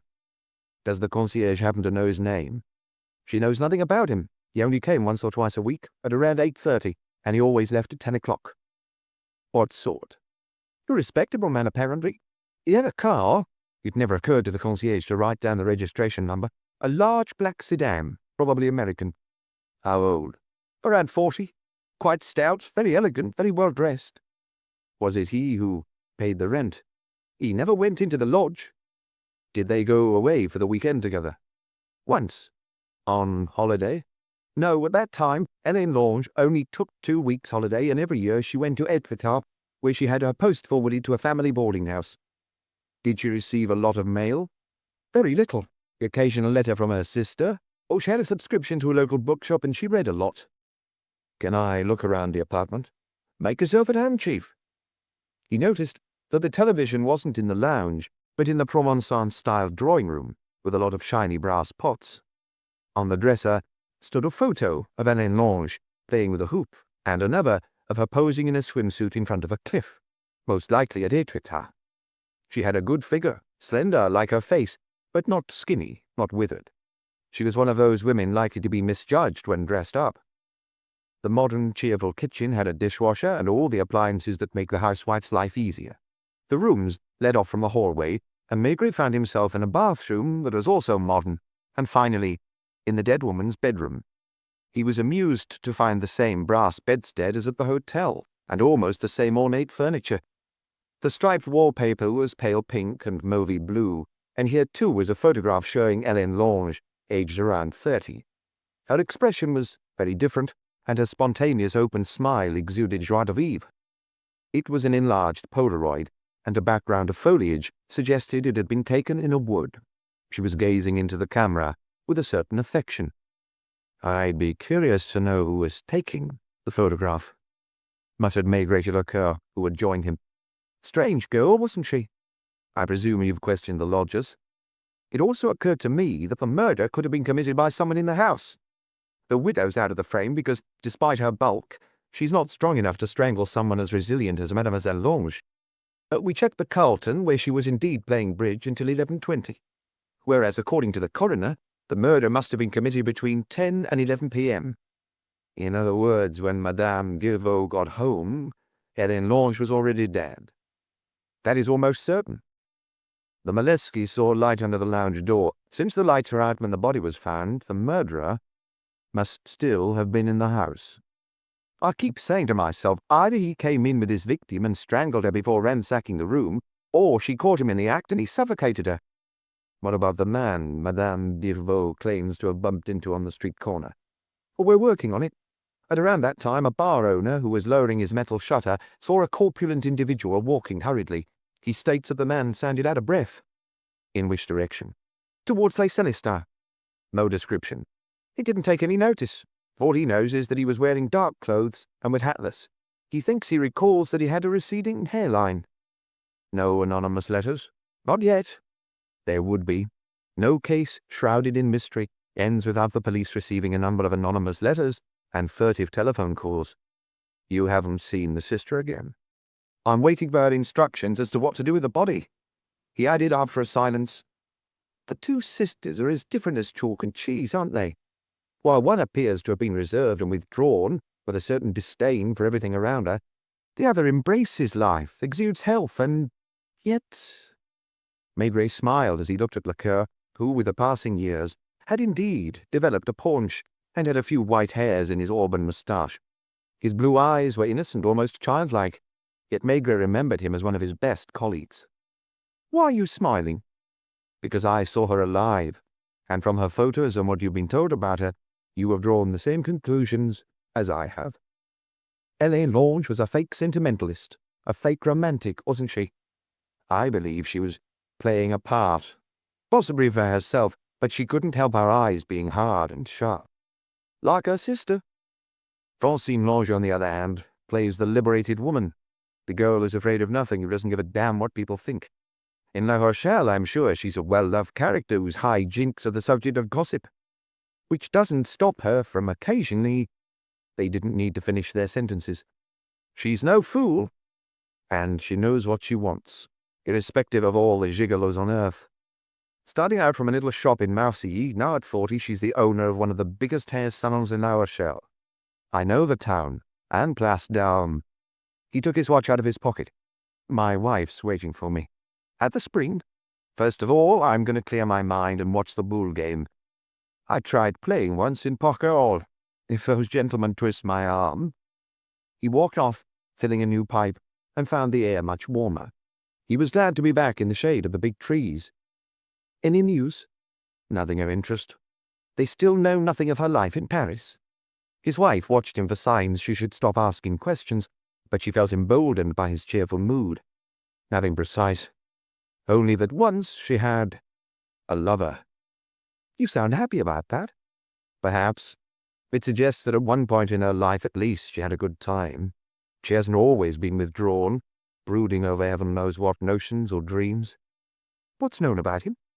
Almost nothing, except that he drove a big black car, that he came to see her only once or twice a week, that he left before 10 o'clock at night, and they never spent the holidays or weekends together. A married man, most likely. Around 40, 10 years older than her. Didn't the residents of Rue de Bourbonnais ever see him? First of all, he's no longer 40. He must be getting on for 60, if not more. Do you think? I don't think anything. I'd like to know how she lived in Nice, whether there was a transition or whether she behaved like a spinster as she did here. Watch. He's gonna shoot the jack out.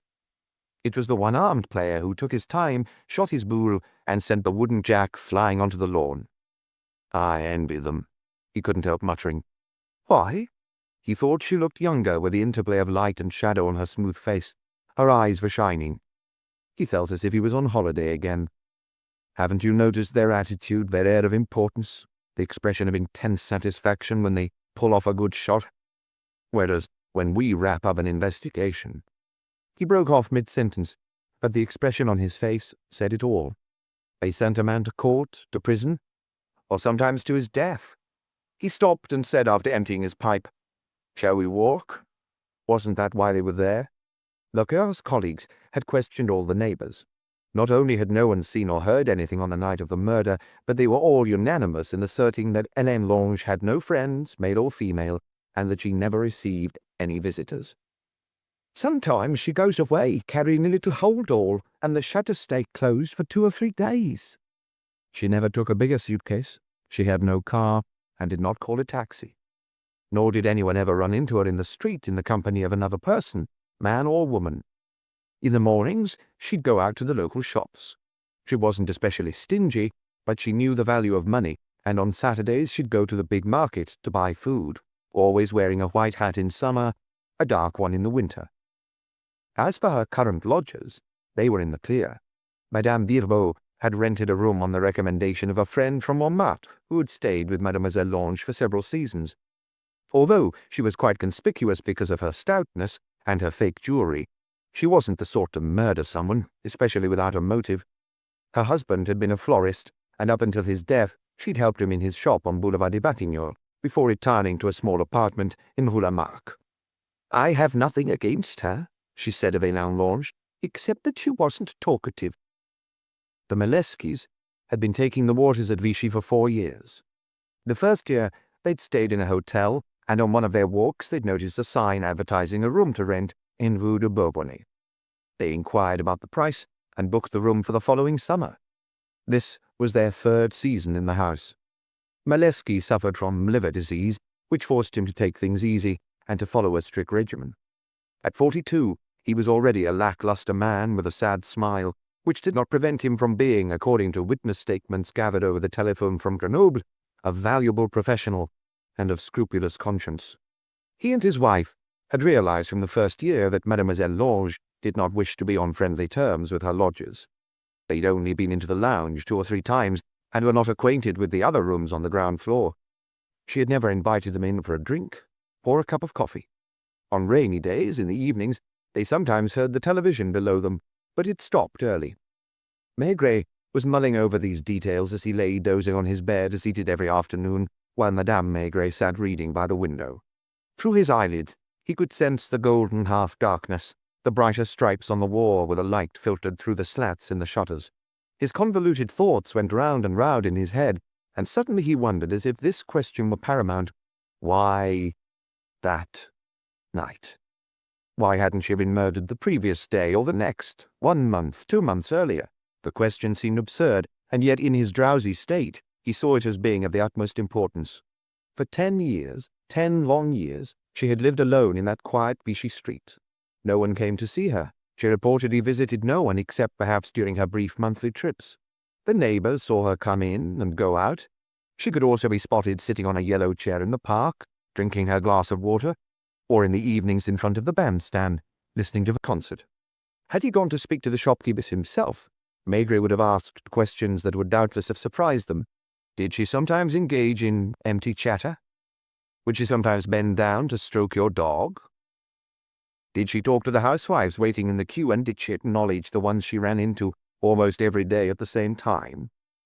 And lastly, did you ever see her laugh? Or even smile? You had to go back more than 15 years to find any personal contact with another human being, the man who came a couple of times a week to her apartment in Rue Notre-Dame-de-Lorette. Can a person live for so many years without occasionally confiding in someone, without at least getting things off their chest out loud? She had been strangled. But why that night? For the half-asleep Maigret, this became the key question, and when his wife informed him that it was 3 o'clock, he was still struggling to answer it. "Did you sleep?" "I dozed." "Are we both going out?" "Of course we're both going out. Don't we do that every day? Why do you ask?" "You might have arranged to meet Lecoeur." "I haven't arranged to meet anyone." And to prove it, they went on a long walk, starting with the children's playground, then passing the Boule game, the beach, and then, after the Bellerive Bridge, continuing along the boulevard to the yacht club, where they watched the water skiers. They went a lot further, towards the new apartment buildings, which were 12 stories high, and rose white against the sky, creating a town on the fringes of the town. On the opposite bank of the Allier, horses were galloping inside the white fences of the racecourse, and rows of heads and shoulders could be seen in the stands, as well as dark and light silhouettes on the grass. The hotel owner told me that more and more pensioners are coming to live in Vichy. He teased, "Is that what you're preparing me for? We have our house in Melun." They discovered quaint old streets. Each neighborhood had its epoch, its own style. The houses are all different, and you could guess the kind of person who had built them. Maigret enjoyed stopping outside the little restaurants dotted around and reading the menus. Room for rent, room with kitchen, beautiful furnished room. That explained the restaurants, and also the tens of thousands of people milling around in the streets and along the promenades. At 5 o'clock, they both sat down by the spring, their legs tired, and exchanged knowing smiles. Hadn't they overdone things a little? Were they not trying to prove to themselves that they were still young? They recognized two faces among the crowd, the merry couple, and there was something different in the look that the man gave Maigret. Now, instead of walking past, he was making a beeline for Maigret with his hand outstretched. What else could he do but shake it? "Don't you recognize me?" "I'm sure I have met you before, but I'm racking my brains." "Bébert, does that ring a bell?" He had known a lot of Bébert, Petit Louis and Grand Jules in the course of his career. "The Métro." He turned to his wife as if seeking her confirmation, and was merrier than ever. "You arrested me for the first time on Boulevard des Capucines on a day when there was a parade. I don't remember which head of state was strutting on horseback between the city guards. The second time was at the Métro exit at Bastille. You've been following me for a while. It was some time ago. I was young. So were you, with all due respect." Maigret recalled the Métro arrest because during the chase across Place de la Bastille, he'd lost his hat, a boater, as was fashionable at the time. That proved he'd already worn a straw hat. "How long did you get?" 2 years. That brought me to my senses. I went straight. First of all, I worked for a second-hand dealer where I patched up a load of junk, because I'll always be good with my hands." A wink implied that had come in very useful when he made his living from pickpocketing. "Then I met Madame." He said the word emphatically and also with a certain pride. "No criminal record. She was never on the game. She'd barely arrived from Brittany and she was working in a dairy. With her, it was serious from the word go, and we tied the knot officially. She even insisted we marry in her village church, and it was a proper white wedding." He loved life with every fibre of his being. "I thought I recognized you. Every day I looked at you, but I wasn't sure. This morning, when I opened the newspaper and saw your photo—" He pointed to the glass holders. "It's not serious, I hope?" "I'm in very good health." "So am I. All the doctors say so. They still sent me here because of the pains I get in my knees. Hydrotherapy, underwater massages, radiation therapy, the works. What about you?" "Glasses of water." "Well, then, it's nothing. But I don't want to keep you or your dear lady. You were very decent with me in the past. Those were the good old days, weren't they? Goodbye, Inspector. Say goodbye, sweetie pie." As the couple walked off, Maigret was still smiling at the colourfulness and the fate of the former pickpocket. Then his wife saw his expression gradually cloud and his brow furrow. Finally he gave a sigh of relief. I think I know why. Why that woman was killed? No. Why that particular day? Why not a month or a year ago? What do you mean? Since we've been here, we've met the same people 2 or 3 times a day, and their faces end up becoming familiar. It is only today, because of a photo in the newspaper, that the loony was certainly recognized me and came to talk to me. Now, this is our first visit, our only one, most likely. If we were to return next year, we'd find a certain number of regulars. Someone is here in Vichy, like us, for the first time. He followed the routine, chose a doctor, was examined, had tests done, and was given his schedule, the names of the springs, a volume of centiliters to drink at such and such a time. He ran into Hélène Lang and thought he recognized her. Then he saw her a second time, and a third. Perhaps he wasn't far from her the other evening when she was listening to the music. It all sounded quite simple to Madame Maigret, and she was surprised that he was excited about a discovery that wasn't one. Maigret quickly added, ironically, "According to the publicity brochures, some 200,000 people take the waters here each year, over a 6-month period. That means more than 30,000 each month. Let's say a third of them are first-timers like us, and that leaves some 10,000 suspects. No, because we should rule out women and children. How many women and children do you reckon? More women than men. As for children, wait. There are a number of people in invalid carriages. Others are on crutches or walk with sticks. Most of the old men would be incapable of strangling a woman who's still in her prime." She wondered whether he was being serious, or whether he was joking. "Let's say 1,000 men physically capable of strangulation. And since we're talking about a tall, muscular individual, according to the eyewitness accounts of Madame Villevaux and the bar owner, that rules out the short and the puny men. That brings it down to 500. She was relieved to hear him laugh. "Who are you laughing at?" "The police. Our profession. Later on, I'm going to tell the good Lecoeur that he's only got 500 suspects, unless we can eliminate any others. Those who are at the theatre that night, for instance, and can prove it. The ones who are playing bridge or something else. And to think that this is often the way we arrest a culprit. Once, Scotland Yard questioned every resident in a town of 200,000. It took months. Did they find him? And Maigret replied, in a different town, by chance, one night when the fellow was drunk and talked too much. It would probably be too late to see Lecoeur that day, because he still had 2 glasses of water to drink, with an interval of half an hour in between.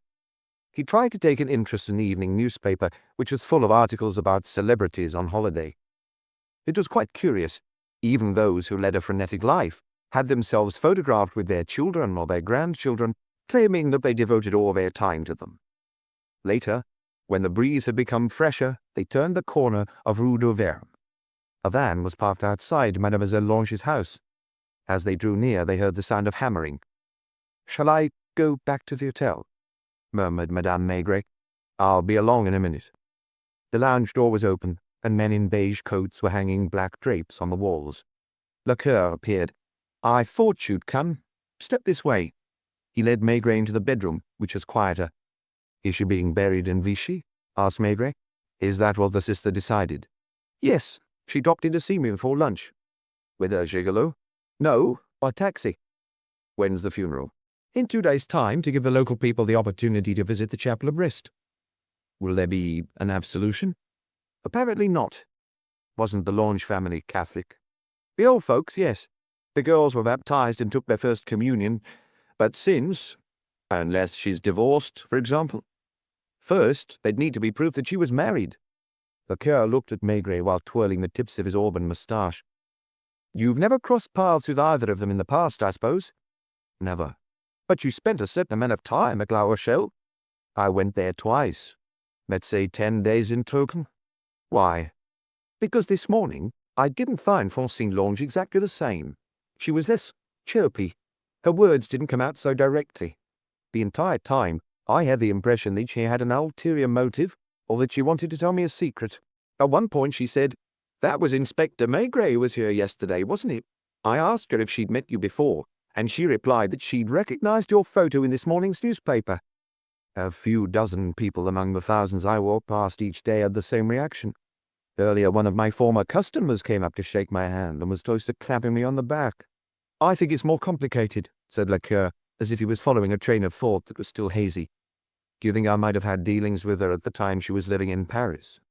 It's not impossible, given the life she must have led there. And no, what I'm thinking is less specific, subtler. As far as she's concerned, I'm an ordinary provincial police officer doing his job as best he can and asking the questions he has to ask. Once I've written down the replies, I move on to the next.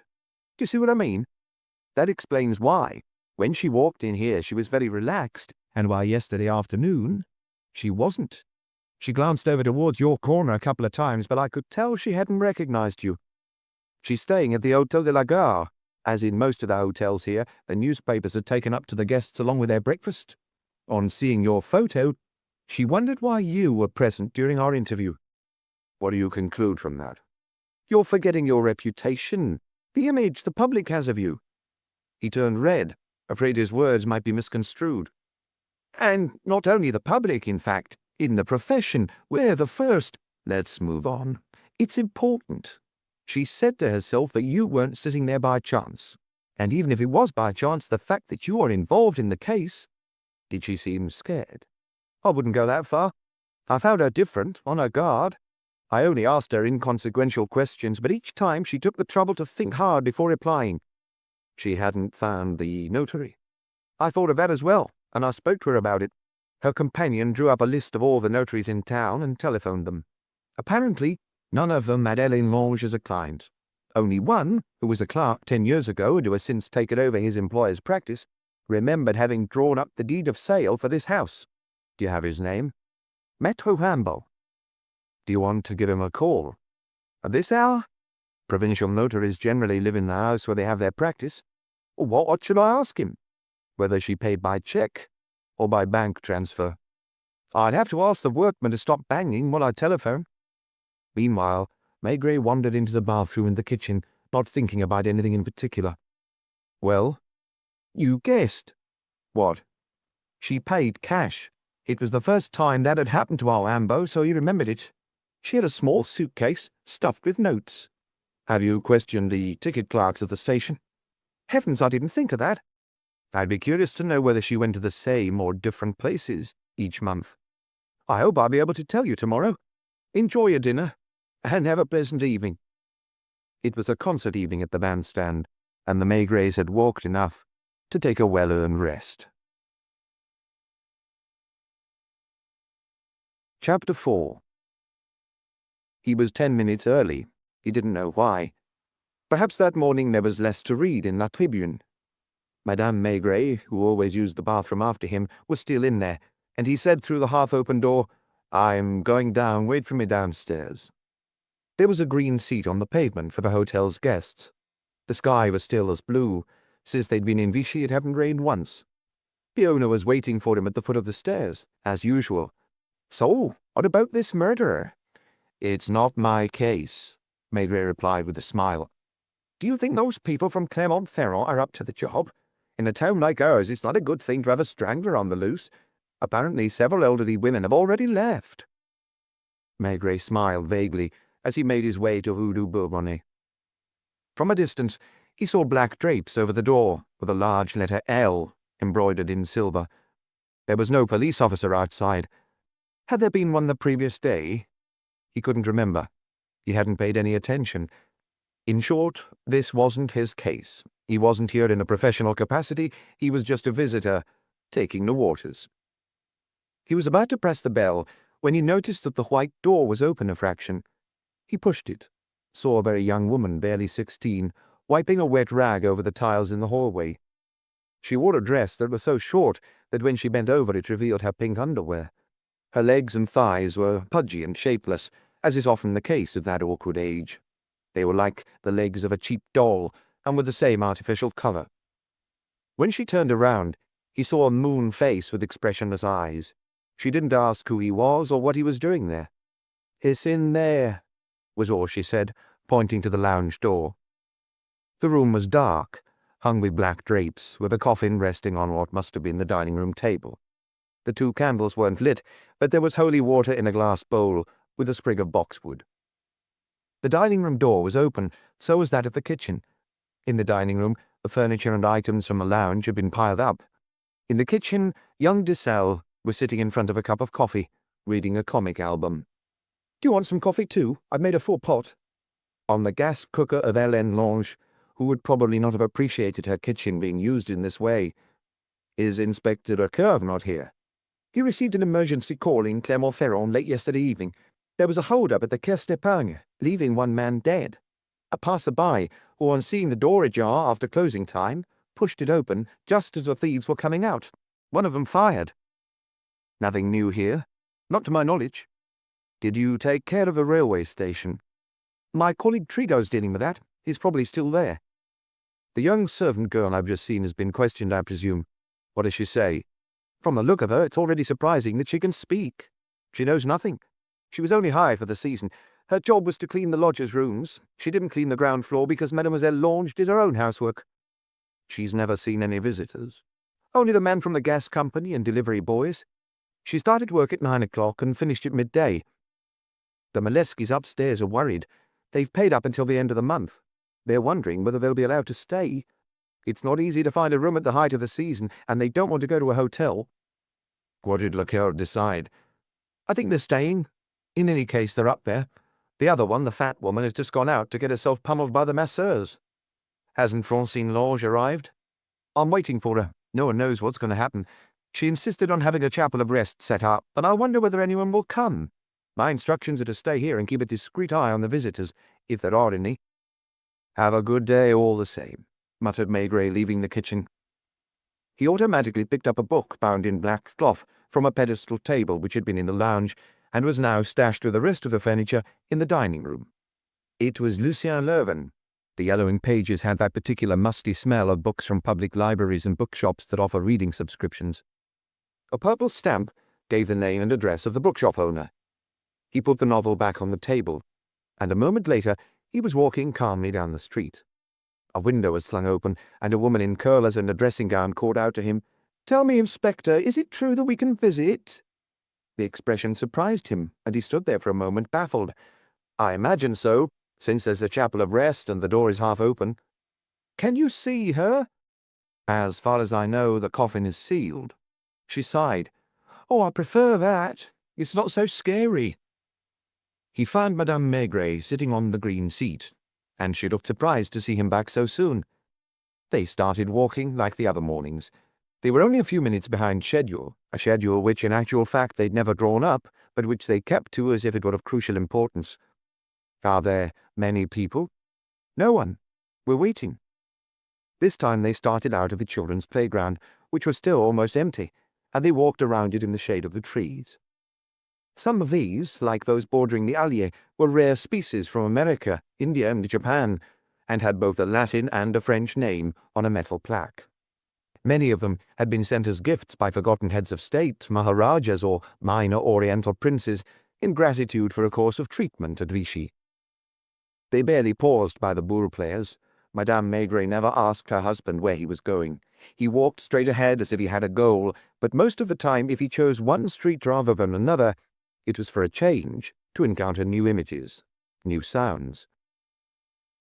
Shortly before it was time for his glass of water, he went down Rue Georges Clemenceau, as if he had some purchases to make, but he turned left into one of the passages, Passage du Théâtre, where outside a bookshop were second-hand books in boxes and other colourful books on revolving stands. "Let's go in," he said to his wife, who was hesitant. The owner wore a long grey coat and was busy sorting out books. He appeared to recognize Maigret, but he waited. "Do you have a few minutes?" "At your service, Monsieur Maigret. I assume you wish to question me about Mademoiselle Lange." "She was one of your customers, wasn't she?" "She came in at least once a week, more often twice, to change her books. She had a subscription that allowed her to borrow 2 books at a time." "Had you known her long?" "I took over the shop 6 years ago. I'm not from here, but from Paris, from Montparnasse. She already used to come when the previous owner—" "Did you converse with her?" "As you know, she wasn't very talkative." "She didn't ask you to recommend books for her to read?" "She had her own ideas. Come and have a look over here." At the back of the bookshop was a room stacked from floor to ceiling with books bound in black cloth. She would often spend half an hour, even an hour, examining the books, reading a few lines of one and then another. The last book she borrowed was Stendhal's Lucien Leuven. Stendhal was her most recent discovery. Before that, she'd read all of Chateaubriand, Alfred de Vigny, Jules Sandeau, Benjamin Constant, Alfred de Musset, Georges Sand, always the romantic novelists. Once she took a Balzac, I don't remember which one, and brought it back the next day. I asked her if she disliked it, and she answered something along the lines of, "It's too violent." Balzac, violent. No modern-day authors. She never tried. On the other hand, she read and reread the letters of Georges Sand and Alfred de Musset. "Thank you." He'd almost reached the door when the bookshop owner called him back. "I was forgetting a detail which you might find amusing. I was surprised to find the books annotated in pencil. Phrases and words were underlined. Sometimes there was a cross in the margin. I wondered which of my customers had this compulsion, and I eventually found out it was her." "Did you mention it to her?" "I had to. My assistant couldn't spend all day erasing those marks." "What was her reaction?" "She looked offended and said, 'I apologize. When I read, I forget the books don't belong to me.'" The spa patients, the pale trunks of the plane trees, and the patches of sunlight were all in position, as well as the thousands of yellow chairs. She found Balzac too brutal. She probably meant too lifelike. She confined herself to the first half of the 19th century, arrogantly ignoring Flaubert, Hugo, Zola, and Maupassant. But all the same, on the first day in a corner of the lounge, Maigret had spotted a pile of magazines. He couldn't help trying to flesh out the picture he had built up of her. She only read romantic novels, but there was sometimes a note of real steeliness in her gaze. "Have you seen Lecoeur?" "No, he was called to Clermont-Ferrand because of a hold-up." "Do you think he'll find the killer?" Maigret gave a start. It was his turn to be brought back down to earth. As a matter of fact, he wasn't thinking of the murder. He had almost forgotten that the owner of a house with green shutters had been strangled, and that the most important thing was to catch her murderer. He, too, was looking for someone. He even thought about it more often than he'd have liked, to the point where it was becoming an obsession. What intrigued him was the man who at one point had found a place in this woman's solitary life. There was no trace of him in the Rue du Bourbonnais. There was no photograph of him, no letter or brief note. Nothing. Nothing of anyone else either, apart from bills. One had to go back to Paris, to Rue Notre-Dame-de-Lorette, 12 years earlier, to find any mention of a rather hazy visitor who came once or twice a week and spent an hour in the apartment of the woman who was still young. Even the sister Francine, who lived in the same city at the time, claimed not to know anything. Hélène Lang devoured books, watched television, did her shopping, her housework, went for walks in the shady park, like the people taking the waters without speaking to a soul, and she listened to music by the bandstand, staring straight ahead of her. He found this disconcerting.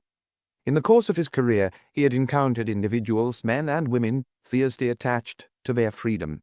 He had met maniacs who had withdrawn from the world to hide away in the most unlikely places, often the most squalid. But these people always maintained some sort of connection to the outside world. For old women, it was a seat in a park, for example, where they'd meet another old woman. Or the church, the confessional, the priest. Old men were regulars at a cafe where everyone knew them and casually greeted them. In this case, for the first time, Maigret was up against solitude in its pure state. A solitude that wasn't even aggressive.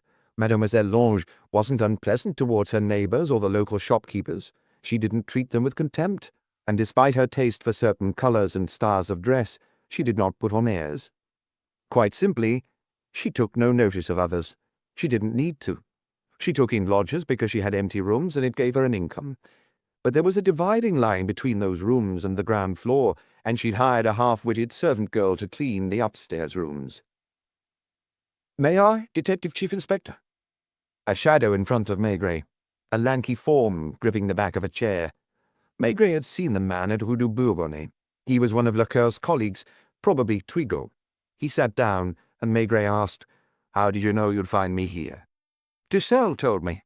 "And how did Dissel? There isn't a police officer in town who doesn't know you by sight." so that wherever you go, is there any news? Last night I spent an hour at the railway station, because it's not the same staff on duty as during the day. I went back there this morning, and I telephoned Inspector Lecoeur, who's still in Claremont. Won't he be coming today? He doesn't know yet. In any case, he'll arrive early tomorrow for the funeral. I presume you'll be there too. Have you seen Francine? She dropped into the funeral parlour. The transportation of the body will take place at 9 o'clock. It was probably she who sent the flowers. How many wreaths? Just one. Ascertain that it was her. I'm sorry, I'm forgetting that it's none of my business. That's not what the chief thinks, because he told me to be sure to tell you what I discovered. I have the feeling there are some in the squad, including yours truly, who are about to go on a trip. Did she go far? Twigo pulled a wad of papers out of his pocket and eventually found the one he was looking for. They don't remember all her journeys, of course, but some names of cities struck them. For example, Strasbourg, the month after a trip to Brest. They noticed that the connections weren't always easy, and she sometimes had to change trains 2 or 3 times. Carcassonne? Yep. Lyon? That's not so far. Actually, Lyon was an exception. Most of the trips were further. Nancy? Montélimar? No, small towns, no villages. Only fairly large towns. True, she could have continued her journey by car because no tickets for Paris. None. Had it been going on for long? The last clerk I questioned has been working at the same ticket window for 9 years. She was already a regular customer, he told me. The station staff knew her, they expected her, they would sometimes bet on which town she'd choose next. Were there specific dates? No, that's the thing. Sometimes they didn't see her for 6 weeks, especially in summer during the season, probably because of her lodgers. Her trips didn't correspond to the end of a month or set intervals. Did Lecoeur tell you what he plans to do? He ordered a number of photographs.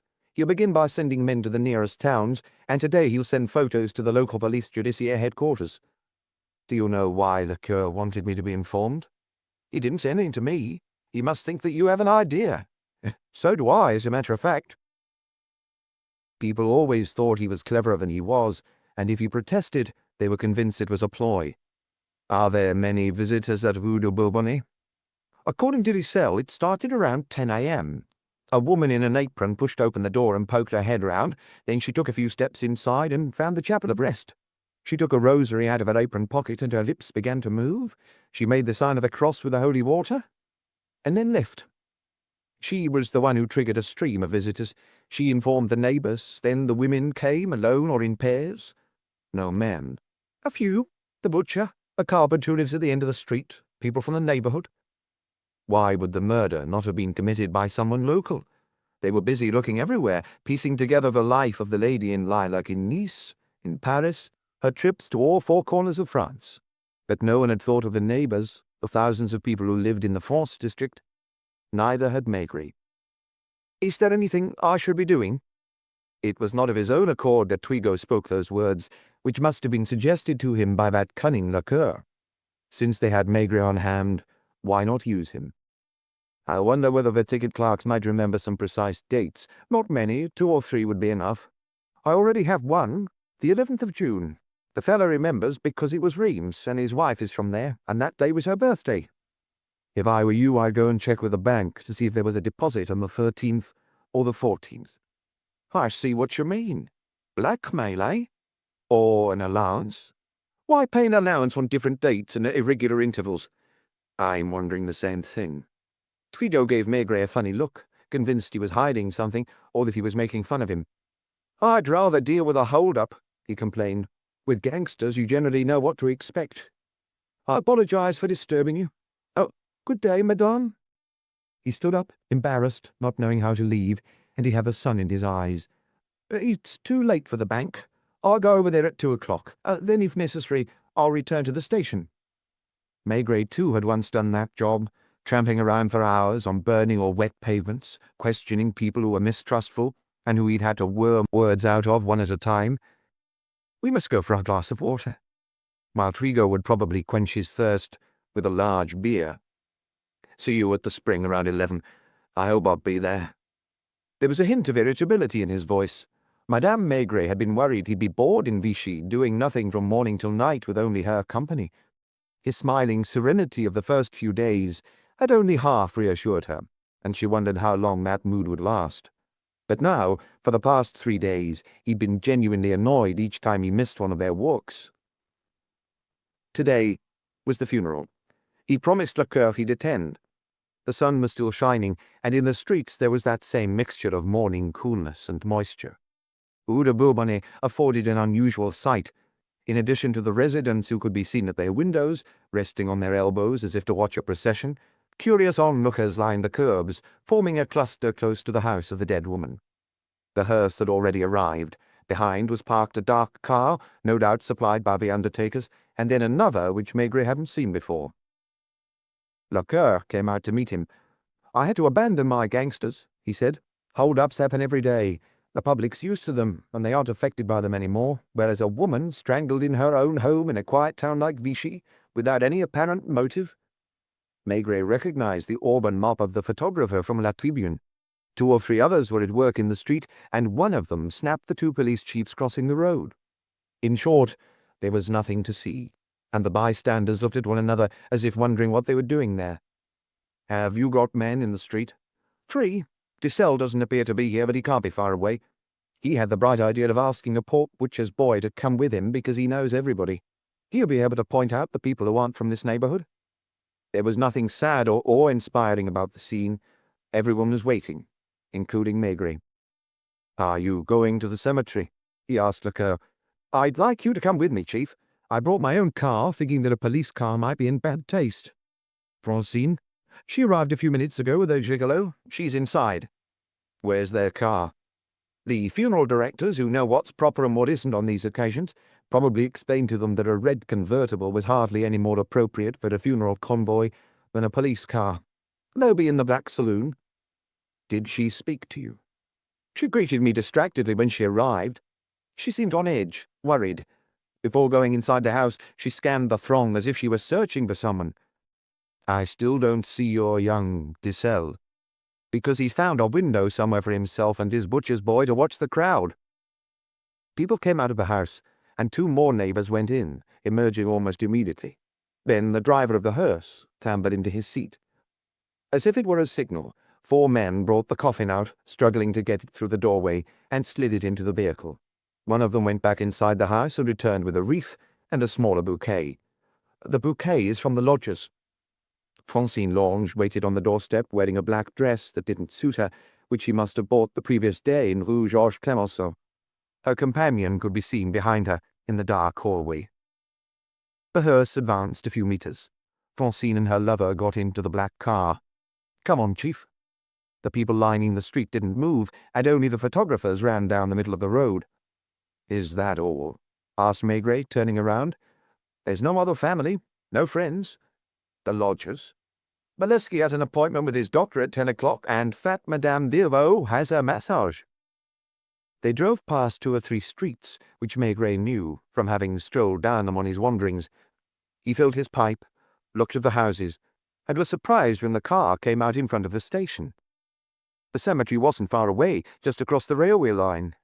It was deserted. The hearse drove as far as it was possible for motor vehicles to go. So there were only 4 of them on a gravel path apart from the undertakers. Lecoeur and Maigret instinctively moved closer to the couple. The boyfriend had put on a pair of shades. "Will you be leaving Vichy soon?" Maigret asked the young woman. He'd asked the question to make conversation, without attaching any importance to it, and he noticed that she was watching him intently, as if to find out whether there was an ulterior motive behind his words. "I should probably stay on for 2 or 3 days to sort everything out." "What are you going to do about the lodgers?" "I let them stay until the end of the month. There's no reason not to. I'll simply lock up the ground floor rooms." "Are you planning to sell the house?" She didn't have time to reply, because one of the men in black was coming over to her. The coffin was carried on shafts along the narrower path to the edge of the cemetery, where there was an open grave. A photographer, not the tall redhead but another one, materialized from nowhere and took a few shots while the coffin was being lowered into the ground, and as Francine Lang threw a shovelful of earth into the grave on the instructions of the officiant. A few meters away, beyond a low wall, was a waste ground where wrecked cars lay rusting, and further away stood a few white houses. The hearse drove off, and so did the photographer. Lecoeur shot a look at Maigret, who didn't understand, because he seemed lost in thought. What exactly was he thinking about? La Rochelle, which he was fond of? Or Notre-Dame de Lorette back in his early days when he was secretary to the superintendent of the 9th arrondissement? The Boule players, too. Francine was walking towards them, a bald handkerchief in her hand. It hadn't been used to dry her tears. She hadn't cried. She had been no more emotional than the undertakers or the gravedigger. There had been nothing moving about that funeral, which had been as unromantic as could be. If she was fiddling with her handkerchief, it was to keep her composure. I don't know what usually happens. Normally after a funeral there's a meal, isn't there? I'm sure you have no wish to have lunch with us. My work, mumbled Lecoeur. Can I at least invite you for a drink? Maigret was surprised at the change in her. Here, too, in the deserted cemetery, from which even the photographer had disappeared, she kept looking about her as if some danger lurked. I'm sure we'll meet on another occasion, replied Lecoeur diplomatically. You still haven't found anything? It wasn't him she looked at as she asked the question, but Maigret, as if she expected something of him. The investigation continues. Maigret filled his pipe with little movements of his index finger, trying to understand. This woman had certainly had a few knocks and was capable of facing up to life without batting an eyelid. It wasn't the death of her sister that was affecting her, because on the first day she'd been full of life and energy. In that case, gentlemen, I don't know what else to say. Goodbye, then, and thank you for coming. Had she stayed a minute longer, Maigret would perhaps have asked whether anyone had threatened her. She walked off, teetering on her high heels, and as soon as she closed the hotel room door, she would tear off that black dress, bought for the occasion. What do you think? Maigret said to his colleague from Clermont. Did you notice as well? I'd like to interview her between four walls, but I have to think of a plausible reason to summon her. Today it would be inappropriate. She seems to be afraid. I have that feeling too. Do you think she's received threats? What would you do in my shoes? What do you mean? We don't know why her sister was strangled. It could be a family drama after all. We know almost nothing about these people. It could be some business that both women were mixed up in. Didn't she tell you that she'd be staying another couple of days in Vichy? I don't have many men available, but the hold-up can wait.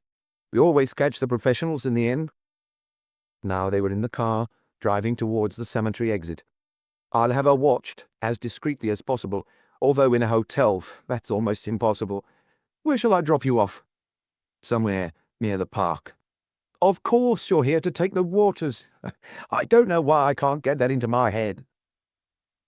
At first, he thought his wife hadn't arrived yet because he couldn't see her on her chair. They were so used to meeting at the same place every day that he was surprised to find her on a different chair in the shade of another tree. He observed her for a moment without her spotting him. She didn't look impatient. In a pastel dress, her hands in her lap, she was watching the people walking past. A faint smile of contentment lit up her face. "You're here," she exclaimed. Then immediately, "Our chairs are taken. I listened to them talking, and I believe they're Dutch. I hope they're only passing through and that we won't find them in our seats every day. I didn't think you would be over so quickly. The cemetery isn't far. Were there a lot of people?" "In the street. Afterwards there were only 4 of us." "Did she bring her lover?" "I'd come and have a glass." They had to queue for a while. Then Maigret bought the Paris newspapers, which barely mentioned the Vichy strangler. Only one, the previous day, had published a headline saying "The Vichy Strangler," and below it was a photo of Maigret. He was curious to find out the result of the inquiries carried out in some of the towns the lady in lilac visited on irregular dates. Even so, his thoughts were vague. He read, his mind elsewhere, and over the top of his newspaper he could see the outlines of the promenaders. Soon they had to shift their chairs back because they were now in the sun. That was what was good about the spot that had been taken over by the Dutch. It was in a place the sun didn't reach at the times they were in the park. "Don't you want a newspaper?" "No. The merry couple have just gone past, and they gave you a big wave." They had already melted into the crowd. "Did the sister cry?" "No." He was still thinking about her. If he'd been in charge of the investigation, he too would have liked to question her in the calm atmosphere of his office. He thought about her again several times during the rest of the morning. They walked back to the Hôtel de la Bérésina, went upstairs to freshen up, and sat down to lunch. As always, partially drunk bottles of wine were on each table, except for theirs. next to glass vases containing 2 or 3 flowers. "There's escalope milanaise or cart's liver à la bourgeoise." "Escalope," he sighed. "They'll serve mine without the sauce in any case. I'm just passing through, but Rial must still be here next year and the following years. He's the one who's important." "Don't you feel better than in Paris?" "Only because I'm not in Paris. Besides, I never felt really bad. Lethargy, dizziness. I imagine it happens to everyone." "But you trust Pardon, don't you?" "I have to."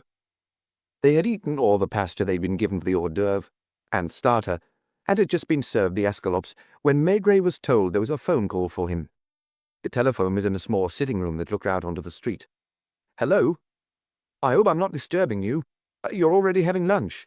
He recognized Lacoeur's voice and muttered, "If you can call it that. There's been a development. I'd sent one of my men to watch the Hôtel de la Gare. Before taking up his position, he had the bright idea of asking for Francine Lange's room number. The receptionist looked surprised and told him she'd left." "When?" "Barely half an hour after saying goodbye to us. Apparently the pair of them came back, and before going up to their room the man asked them to prepare the bill. They must have packed their bags at top speed, because 10 minutes later they telephoned to have their bags brought down. They crammed everything into the red car and drove off into the traffic." Maigret said nothing. Neither did Lacoeur, and there was a fairly long silence. "What do you make of that, Chief?" "She's scared." "Obviously, but she was already scared this morning. It was noticeable. Even so, she told us she was planning to stay in Vichy for another 2 or 3 days. Maybe so you wouldn't detain her?" "What right would I have had to detain her, unless I'd had something on her?" "You know the law, but she doesn't. We'll find out this evening or tomorrow morning whether she's gone home to La Rochelle. It's most likely." "I think so too. But all the same, I'm furious. I intended to see her again and have a long chat with her. It's true that I might learn more. Are you free at 2 o'clock? That was when Maigret took his nap, and he replied reluctantly, "I don't have anything particular to do, naturally." "While I was out of the office this morning, someone telephoned the local police station and asked to speak to me. I'm here at the moment. In the end, I accepted the office they offered to lend me. It was a girl who gave her surname as Madeleine Dubois. And guess what her job is?" Maigret said nothing. "She's a night telephonist at the Hôtel de la Gare. My Vichy colleague told her that I'd probably be in my office in Avenue Victoria by around 2 p.m. He asked her whether she could tell him what she was calling about, but she preferred to see me in person. I'm expecting her shortly." "I'll be there." He didn't have a nap, but discovered the charming white turreted residence surrounded by gardens that was the Vichy police headquarters. A police officer led him down a corridor on the first floor, where an office almost empty of furniture had been put at Lacoeur's disposal. "It's 5 to 2, said Lacoeur.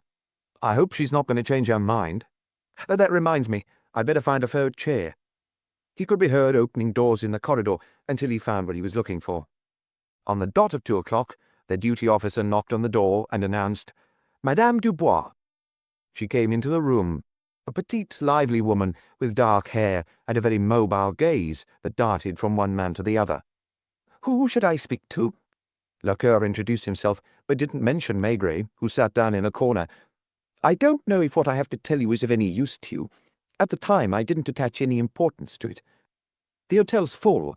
I had a lot of work, up till 1 o'clock in the morning. Then, as usual, I went to sleep. It's about one of our guests, Madame Lange."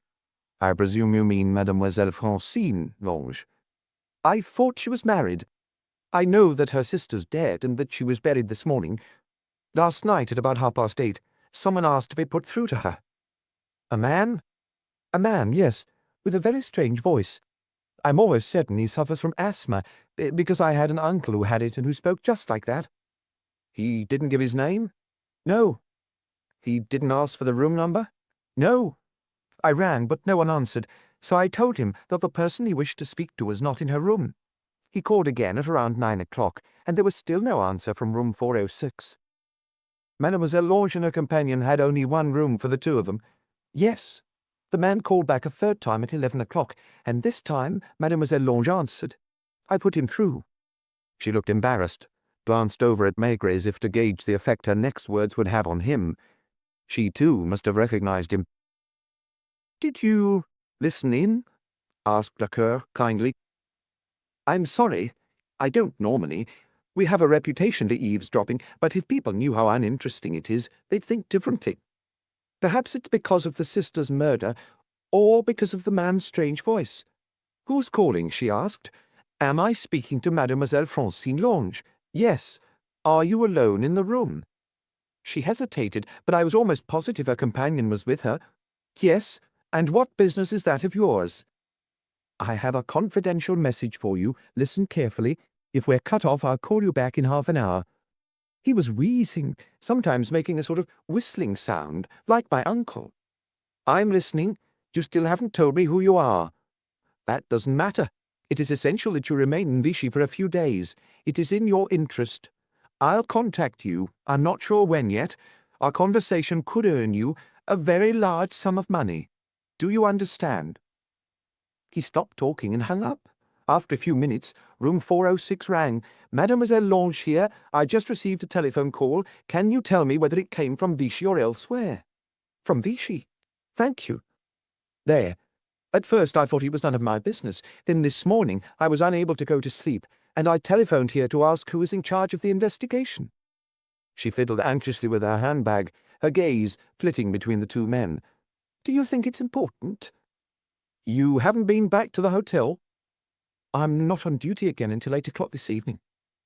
Mademoiselle Lang has left. Didn't she go to her sister's funeral? She left Vichy almost immediately afterwards. Oh. Then, after a silence, you think that man wanted to lure her into a trap, don't you? He wouldn't happen to be the strangler, would he? She turned pale at the idea of having had the murderer of the lady in lilac on the end of the line. Maigret did not regret missing his nap.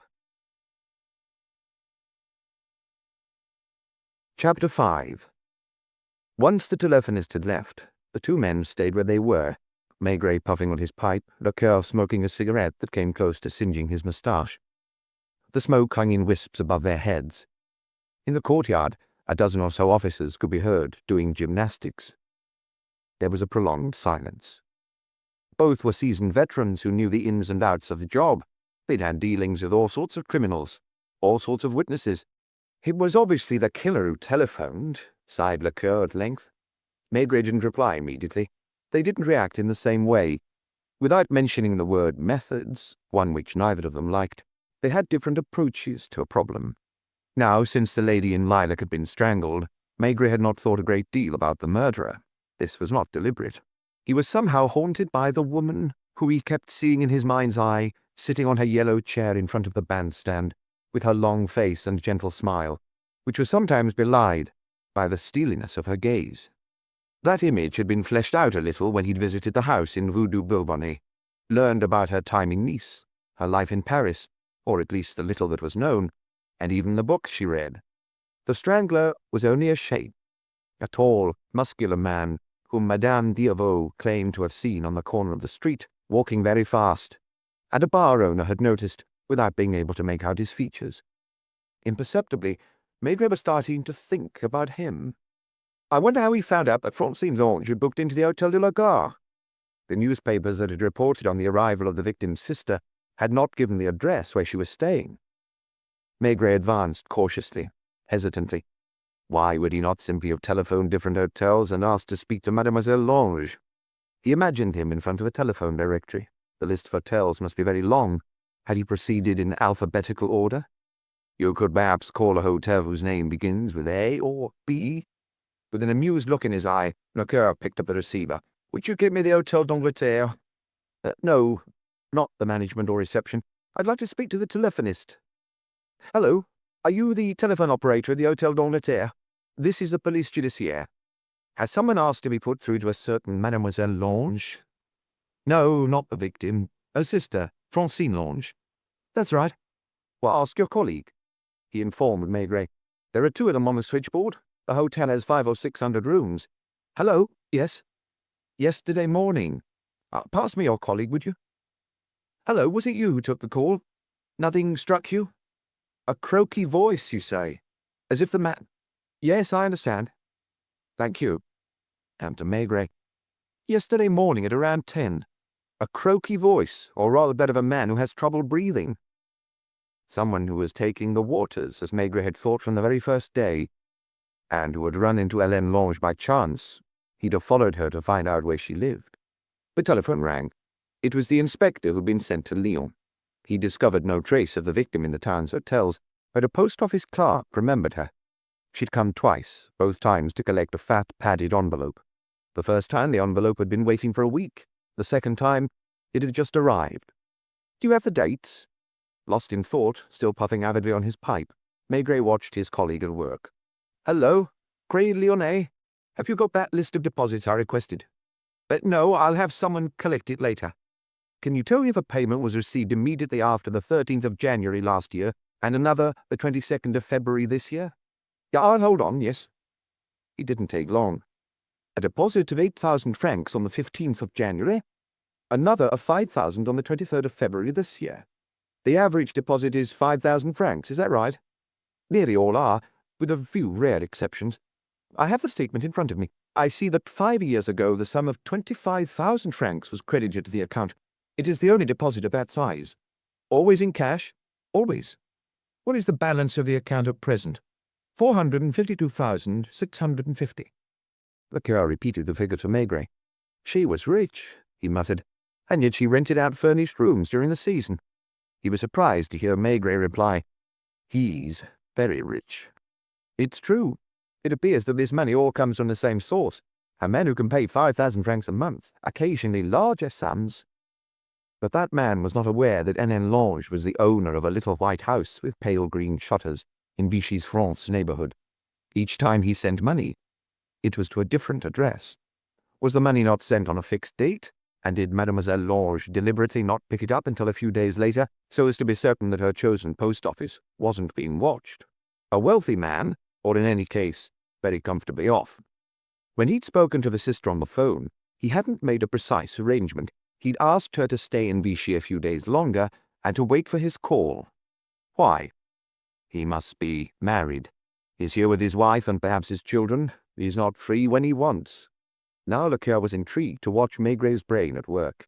Was it really his brain, though? He was now trying to get under the man's skin. Oh, du Beauharnais, he didn't find what he was looking for, and Hélène Lang didn't talk. If she talked, she probably wouldn't have died.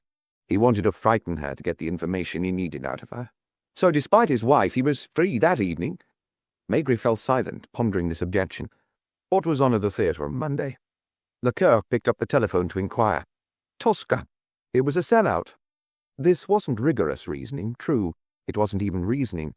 Maigret tried to imagine a man, a fairly important figure, probably staying at one of the best hotels in Vichy. He had his wife, his friends. The previous day, or the day before that, he'd run into Hélène Lang and followed her to find out where she lived. That evening, Tosca was being performed at the Grand Casino Theatre. Aren't women fonder of Italian opera than men? Why don't you go without me? I'm tired from my treatment. I'll take the opportunity to have an early night. What information did he want from Hélène Lang, and why did she obstinately refuse to talk? Had he gone into the house before her, forcing an easy lock, and searched her apartment before she arrived home? Or had he only turned up once she was back home, and had he already killed her when he ransacked the place? Why that little smile, Chief? Because I'm thinking of a stupid detail. Before the Hôtel de la Gare, a murderer must, if he went in alphabetical order, have made 30 or so phone calls. Does that not suggest something to you? He filled a fresh pipe. The entire police force is looking for him. His wife is probably staying with him in the hotel room. However, he has to repeat numerous times a surname that is the same as that of the victim. In hotels, all calls go through the switchboard. Furthermore, there's his wife to contend with. It's risky to telephone from a cafe or a bar where there's the possibility of being overheard. If I were you, le Coeur, I'd have a certain number of men watching the public call boxes. But he did get hold of Francine Lang. He's going to call her back. She's not in Vichy anymore. He doesn't know that. In Paris, like most husbands, Maigret saw his wife 3 times a day, when he woke up, at midday, and in the evening, although he sometimes didn't go home for lunch. So during the rest of the day, he could have got up to anything without her knowing. But in Vichy, they were together almost 24 hours a day, and he wasn't the only one in this situation. He can't even linger too long in a call box. Maigret sighed. He probably went out to buy cigarettes or get a breath of fresh air while his wife was getting dressed. 1 or 2 telephone calls. If she was taking the orders as well, and if she was having hydrotherapy, that gave him a little more time to himself.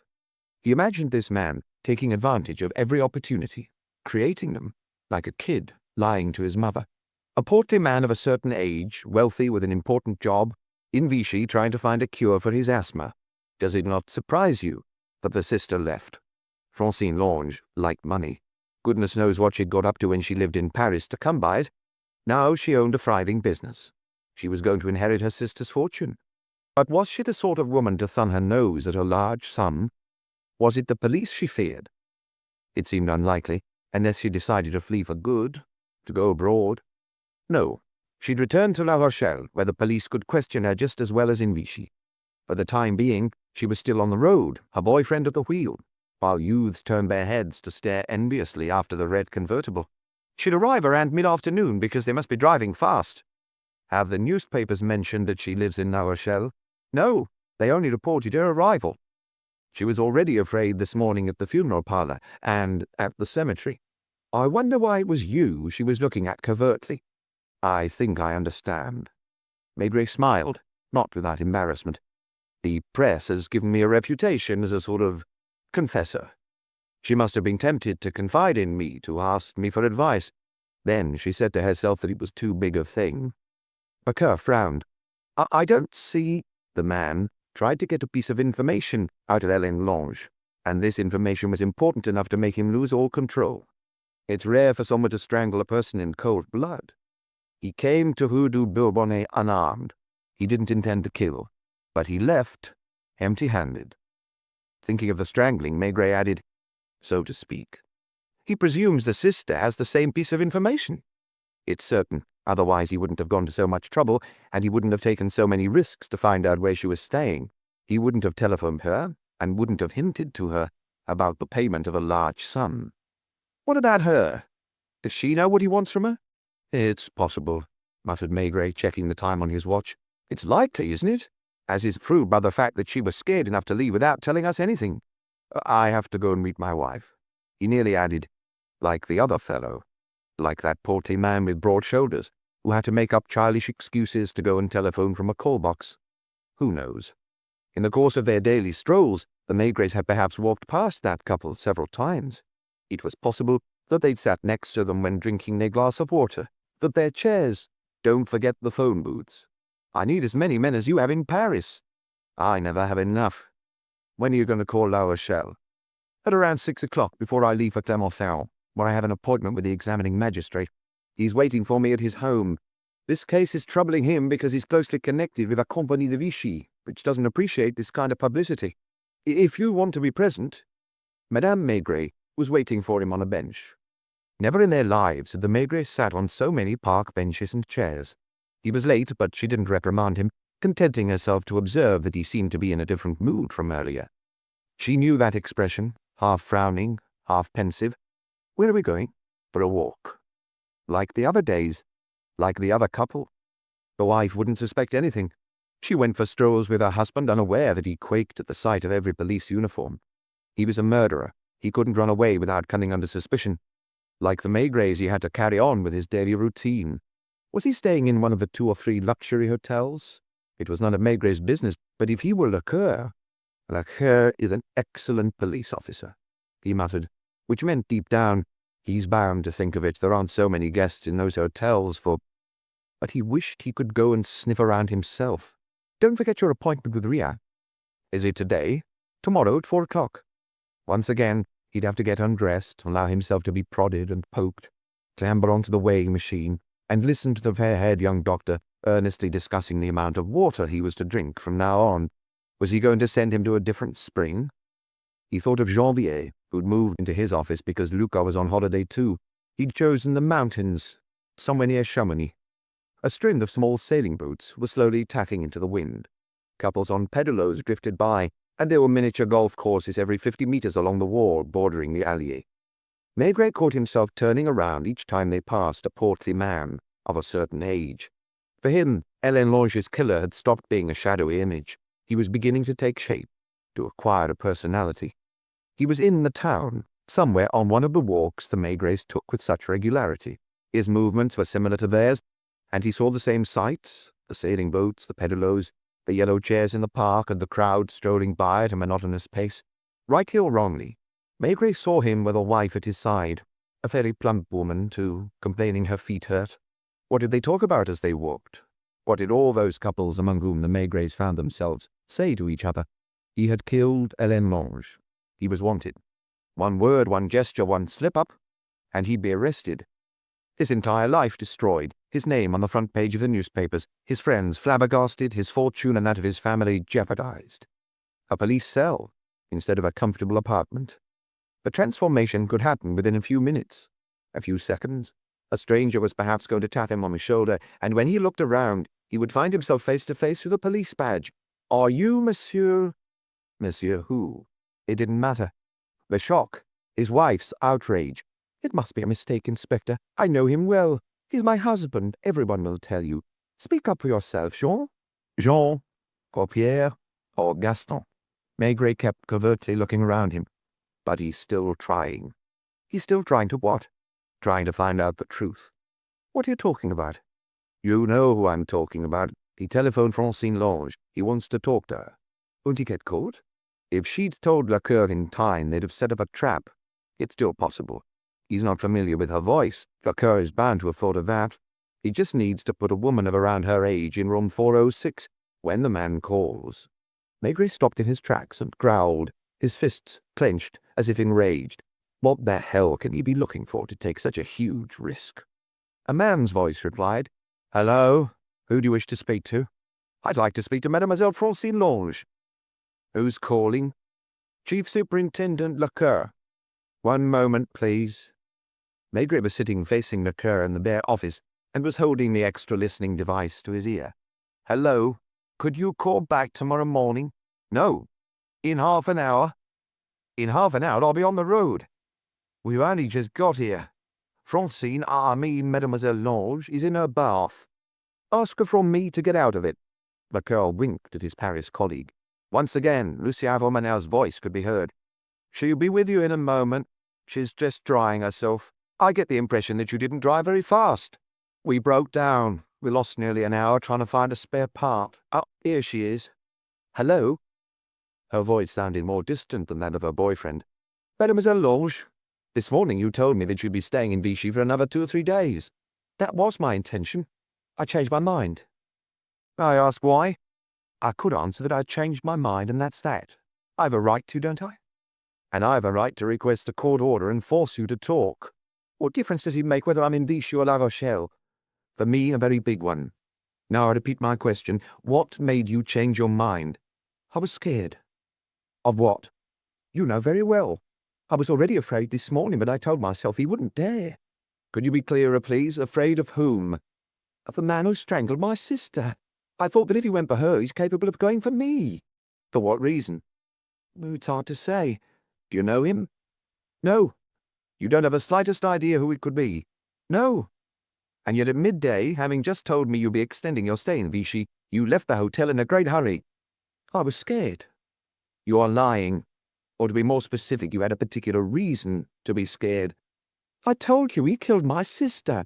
He could just as easily—" "For what reason?" "I don't know." "And you don't know why your sister was killed either?" "If I knew, I'd have told you." "In that case, why haven't you told me about the telephone call?" He imagined her in her bathroom, her hair damp, in the apartment where the suitcases had just been opened. Did her telephone have a second earpiece? Otherwise Romanel must be standing in front of her, darting her questioning looks. "What telephone call?" "The one you received yesterday evening at your hotel." "I don't see what you—" "Do I need to remind you what the caller said? Did he not advise you to stay in Vichy for another 2 or 3 days? Did he not tell you that he'd be back in touch with you and that you could receive a very large sum of money?" "I barely listened." "Why?" "Because I thought it was a joke. Is that not your impression?" "No." A very sharp no, followed by a menacing silence. On the other end of the line she was unnerved and was struggling to find something to say. "Well, I'm not from the police. I'm telling you I thought it was a practical joke." "Do people often play this sort of practical joke on you?" "Not this sort." "Was it not that telephone conversation that frightened you enough to make you leave Vichy as quickly as possible?" Because you don't believe me.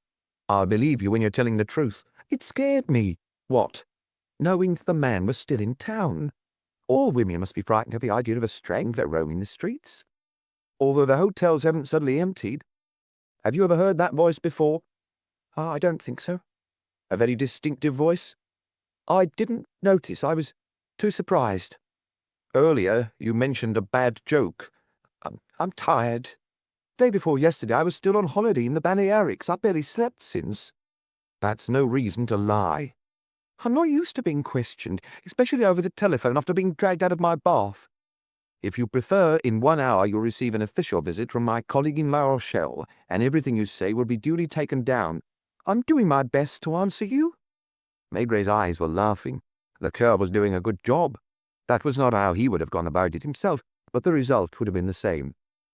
You knew yesterday that the police were looking for your sister's murderer. You were not unaware that the slightest clue could be valuable. I suppose so. And there is every chance that your invisible caller could be the murderer. That occurred to you. You were even certain of it because you were frightened. Now you are a woman who's not faint-hearted. I might have thought of it, but I wasn't certain. In your shoes, anyone else would have roused to inform us. Why did you not do so? You're forgetting that I'd just lost my sister, who's my only relative, and that her funeral took place today. And you weren't upset in the slightest. How do you know? Answer my question. You might have detained me. It's not urgent business that's calling you back to La Rochelle because you were supposed to be staying in the Balearics a few days longer. I found the atmosphere oppressive. The idea that this man... Was it not rather the idea that following that phone call he might ask you certain questions? You might have used me as bait. When he called me back to arrange a meeting, you'd have sent me there and... Nothing. I was scared. Why was your sister strangled? How am I supposed to know? Someone tracked her down after a number of years, followed her, broke into her home. I thought she'd caught him red-handed, burgling her. You're not so naive. He had a question he wanted to ask her. A crucial question. What? That's what I'm trying to find out. Your sister had come into an inheritance, Mademoiselle Lang. From whom? That's what I'm asking you. We both inherited from my mother. Oh, she wasn't rich. A haberdashery in Marseille and a few thousand francs in savings. Was her lover wealthy? What lover? The one in Paris who used to go and see her once or twice a week in her apartment in Rue Notre-Dame-de-Lorette. I don't know anything about it. You never met him? No. Don't hang up, mademoiselle. This is likely to continue for some time. Hello? I'm still here. Your sister was a shorthand typist. You were a manicurist. I became a beautician. Fine. 2 young women from Marseille whose parents had no money. You both go to Paris. You don't arrive together, but for several years the two of you see each other. What's so unusual about that? You claim you know nothing of your sister's doings. You can't even tell me where she worked. First of all, there was the age difference between us. And then we never got along well, even when we were little. I haven't finished. It happens that soon we find you, still young, owner of a hair salon in La Rochelle, which must have cost you a lot of money. I paid part of the purchase price through annuities. It is possible that later on we may need more details regarding that matter. Meanwhile, your sister vanishes from sight, so to speak. First of all, she spends 5 years in Nice. Did you go and visit her? No. Did you have her address? She sent me 3 or 4 postcards. In 5 years, we had nothing to say to each other. What about when she moved to Vichy? She didn't tell me. She didn't write to say that she was now living in this town and had bought a house here? I found out through friends. What friends? I don't remember. People who'd met her in Vichy. And who'd spoken to her? Possibly. You're getting me confused. Lecoeur, pleased with himself, winked again at Maigret, whose pipe had gone out and who was engaged in a complicated maneuver to fill another one without letting go of the earpiece. Did you go to the Crédit Lyonnais? What Crédit Lyonnais? The one in Vichy. No. You weren't curious to find out how much you were going to inherit? My notary here is dealing with the estate. I don't understand anything about these things. Even though you're a businesswoman. Do you have any idea how much your sister had in the bank? There was another silence. I'm listening. I can't answer you. Why not? Because I don't know. Would you be surprised to learn that it is close to 500,000 francs? That's a lot. She said that calmly. It's a lot for a little typist who left Marseille one fine day and only worked for around 10 years in Paris. She didn't confide in me. Think before you answer, because we have ways of checking whether or not you're speaking the truth. When you moved to La Rochelle, was it not your sister who made the initial payments? Another silence. And silence makes much more of an impression over the telephone than when you have a person in front of you. There is a total cut-off. Do you need to think? She lent me a little money. How much? I'll have to ask my notary. At that time, was your sister not living in Nice? It's possible, yes.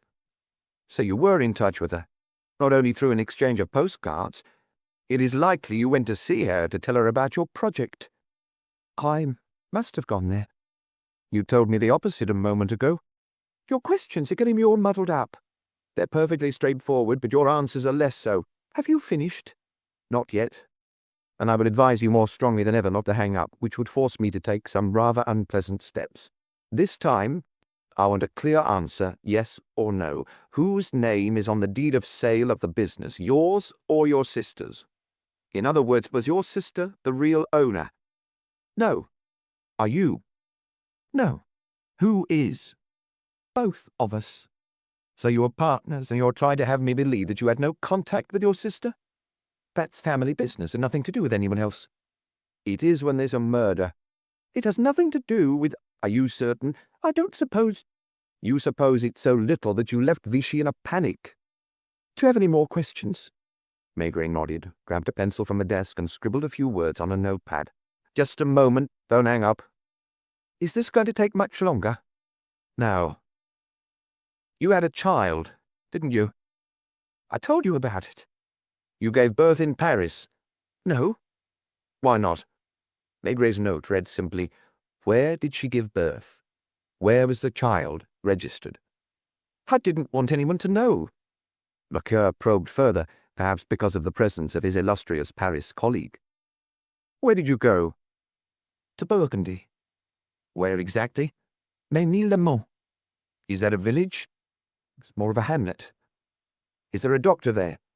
There wasn't in those days. And you chose to give birth in a hamlet where there was no doctor? How do you think our mothers managed? Was it you who chose that place? Had you already been there? No, I looked at a road map. Did you go there alone? I wonder how you interrogate criminals if this is how you torment people who've done nothing and who, on the contrary— I ask you if you went there alone. No. That's better. You see, it's easier to tell the truth than to be evasive. Who was with you? My sister. You do mean your sister, Hélène? I don't have any others. This was the time when you both lived in Paris and you only met by chance. You didn't know where she worked. She could just as well have been a kept woman. That was none of my business. You didn't like each other. You had as little to do with each other as possible, but she suddenly gave up her job to go with you to a godforsaken hamlet in Burgundy. Francine Lange had nothing to say. How long did you stay there? A month. At a hotel? At the inn. Did a midwife assist you? I'm not sure she was a midwife, but she helped all the local pregnant women. What is her name? She was over 65 at the time. She must be dead.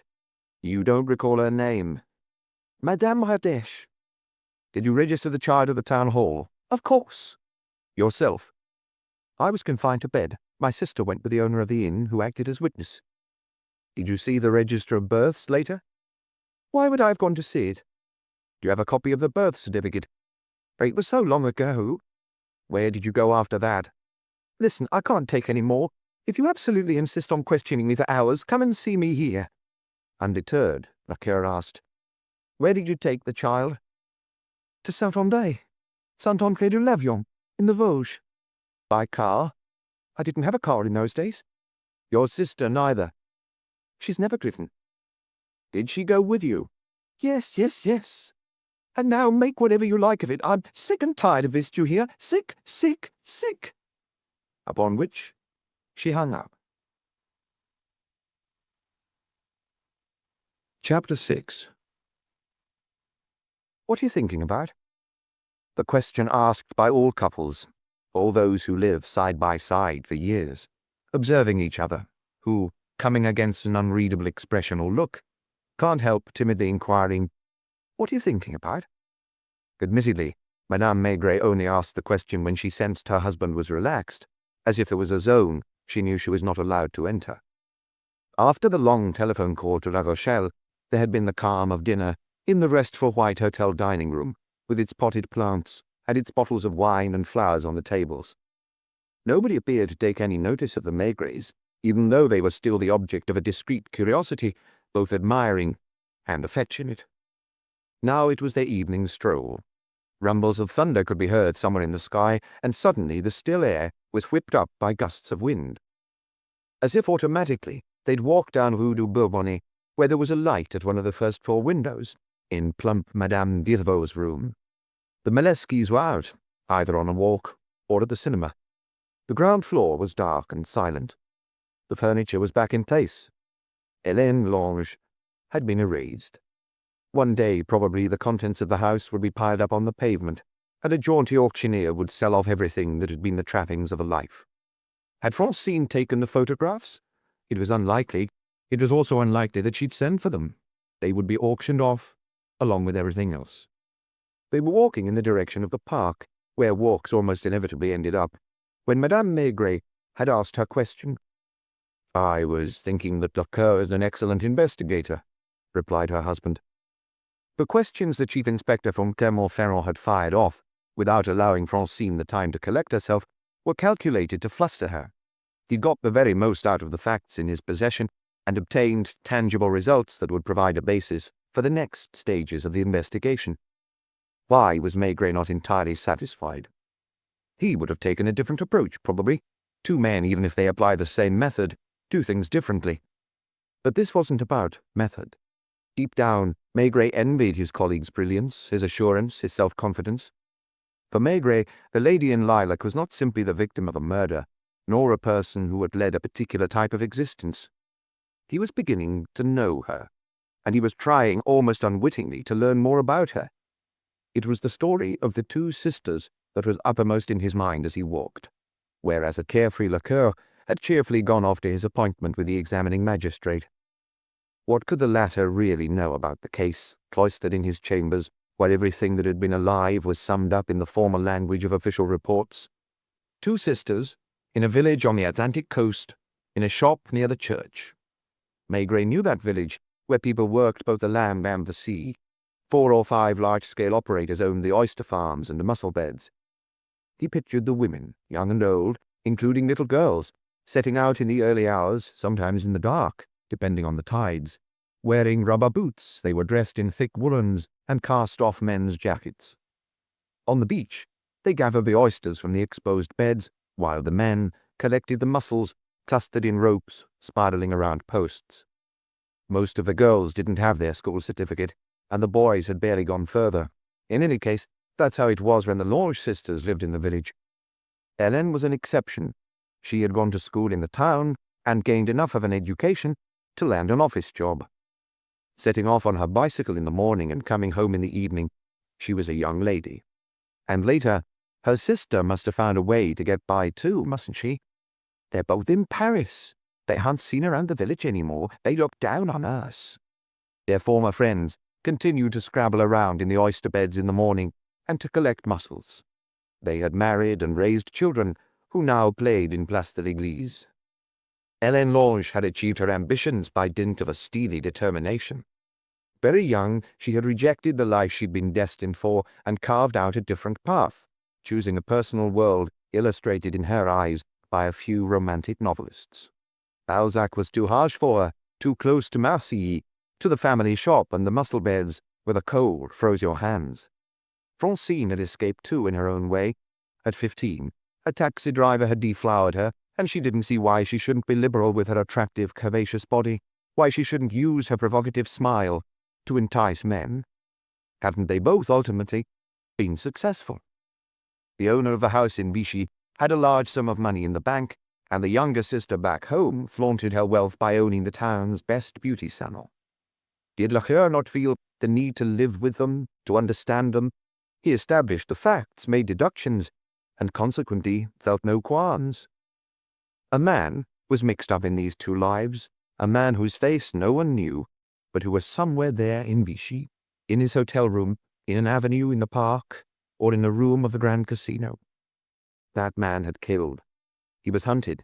He could not be unaware that the police, with the huge resources at their disposal, were imperceptibly closing in on him and would narrow the field until the moment when an indifferent hand would come down on his shoulder. He too had a life behind him. He had been a child, a young man, in love, probably married, because the stranger who visited Rue Notre-Dame-de-Lorette in Paris 1 or 2 evenings a week only stayed there for an hour. Hélène disappeared and resurfaced alone in Nice, where she seems to have voluntarily lost herself in the anonymous crowd. Before that, she made a detour via a little village in Burgundy, staying for a month at an inn with her sister, who had given birth. That man, too, Maigret needed to know him. He was tall and strong. His asthma, for which he was probably receiving treatment, gave him a distinctive voice. He had killed for nothing. He had gone to Rue du Bourbonnais not to kill, but to ask a question. Hélène Lang had held her tongue. Even when he'd grabbed her throat to scare her, she'd refused to speak, and she had paid for her silence with her life. He could have given up. Caution demanded it. Any move on his part became risky. A police machine had been set in motion. Did he already know she had a sister, Francine Lang? She claimed he didn't. And that was possibly true. He had learned of her existence, and that she had just arrived in Vichy from the press. He got it into his head to contact her, employing all his patience and cunning to find out the name of the hotel where she was staying. Whereas Hélène had refused to talk, would the younger sister resist the lure of a large sum of money? The man was rich, important. Otherwise, how would he have transferred more than 500,000 francs over the past few years? 500,000 francs in exchange for nothing. He received nothing. He didn't even know the whereabouts of the woman to whom he sent the money in cash to the different post-restaurant addresses indicated by her. Otherwise, would Hélène Lang not have been dead sooner? Stay in Vichy for another 2 or 3 days. He tried his last chance at the risk of getting caught. He was going to telephone. He was perhaps doing so. It all depended on when he could give his wife the slip for a moment. Now one of Lacour's men was watching the public telephone booths. Had Maigret been wrong in thinking that he wouldn't call from a cafe or bar, or from his hotel room? He and his wife walked past one of those call boxes. Through the glass they could see a very young girl talking excitedly. Do you think he'll get caught? Very soon. Yes. Because this man wanted something too desperately. Who knows whether he had been living for years with this obsession, since each month he had been sending money constantly, hoping for this coincidence that had taken 15 years to occur? He was perhaps an excellent businessman who never lost his composure in his day-to-day life. 15 years, dwelling on one fixation. He had squeezed hard without intending to kill, unless... Maigret stopped in his tracks in the middle of an avenue, and his wife automatically stopped, glancing at him briefly. Unless he had found himself in the face of something so monstrous, so unexpected, so unacceptable. I wonder how Lacour will go about it, he muttered. To do what? To get him to confess. First of all, they have to find him and arrest him. He'll allow himself to be arrested. It would be a relief for him not to have to seek, to cheat, to... He isn't harmed, is he? Because of his wife's question, Maigret envisaged a new prospect. Instead of surrendering, the man might decide to end it, once and for all. Had Lacour advised his officers to tread warily? Maigret couldn't interfere. In this case, he was merely a passive onlooker, staying discreetly in the background. Even if the murderer allowed himself to be arrested, why would he talk? It would make no difference to what he'd done, to the jury's decision. For them, he was a strangler, and stranglers did not inspire lenience, even less sympathy, whatever their story. Admit that you'd like to have handled. In Vichy, she permitted herself to make observations that she would never have made in Paris. Because they were on holiday, because they were spending every hour of the day together, and a closer relationship was developing between them. She could almost hear him thinking, I wonder. No, I don't think so. Why was he worrying? He was here to cleanse his system, as Dr. Rian called it. As a matter of fact, his appointment with the doctor was tomorrow, and for half an hour he would simply be a patient concerned about his liver, his stomach, his spleen, his blood pressure, and his dizzy spells. How old was Lecoeur? Barely 5 years younger than him. In 5 years, Lecoeur too would start thinking about retirement and asking himself how he'd spend his days. They walked past the two most luxurious hotels in Vichy, behind the casino. Limousines stood idly by the curb. A man in a dinner jacket was sitting in a garden chair beside the revolving doors, getting a breath of fresh air. A crystal chandelier illuminated the lobby with its oriental carpets and marble columns, and a concierge in a tasseled uniform was answering the questions of an elderly lady in an evening gown. It was perhaps in this hotel that the man was staying, or the one next door, or again the Pavillon Séligné near the Belleville Bridge. A young bellboy, his gaze indifferent, waited by the lift. Lecoeur had attacked the weakest point, in other words, Francine Lange, and, caught off guard, she'd had a lot to say. He would most likely arrange to question her again. Would he learn anything new from her? Had she not disclosed everything she knew? One moment. I need to buy some tobacco. He walked into a noisy cafe, where most of the customers were watching the television mounted on the wall above their heads. The air reeked of wine and beer. The bald owner was continuously filling glasses, which a girl in a black dress and white apron carried over to the tables. He automatically glanced over at the telephone booth at the back of the room, next to the toilet. It had a glazed door. The booth was empty. 3 packets of shag. They weren't far from the Hôtel de la Bérésina now, and as they approached, they spotted young Desselle on the steps. "May I have a quick word with you, Chief?" Madame Maigret went straight inside and took her key from the board. Why don't we go for a walk?" The streets were empty. Footsteps echoed from a distance. "Did Lecoeur advise you to come and see me?" "Yes. I got him on the phone. He was at home in Clermont with his wife and children." "How many children does he have?" 3. The eldest is 18 and might become a champion swimmer."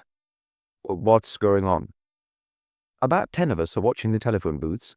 The chief inspector doesn't have enough men to have one for each booth, so we chose the ones in the center, especially those that aren't too far from the main hotels." "Have you arrested someone?" "Not yet. I'm waiting for Inspector Lecoeur, who must be on his way. It all went wrong, and it's my fault. I was staking out a booth on Boulevard Kennedy. It was easy to hide, thanks to the trees." "Did a man go in to make a phone call?" "Yes. A tall, corpulent man answering to the description we'd been given. He seemed wary. He looked around him, but he couldn't see me. He began by dialing a number. Did I poke my head out too far? It's possible. It's also possible that he suddenly changed his mind. After dialing 3 digits, he stopped dead and came out of the booth." "Did you arrest him?" "My instructions were not to arrest him under any circumstances, but to follow him. I was surprised to see him less than 20 meters away join a woman who was waiting for him in the shadows." "What kind of woman?" "A very elegant woman of around 50. Did they appear to be making an arrangement?"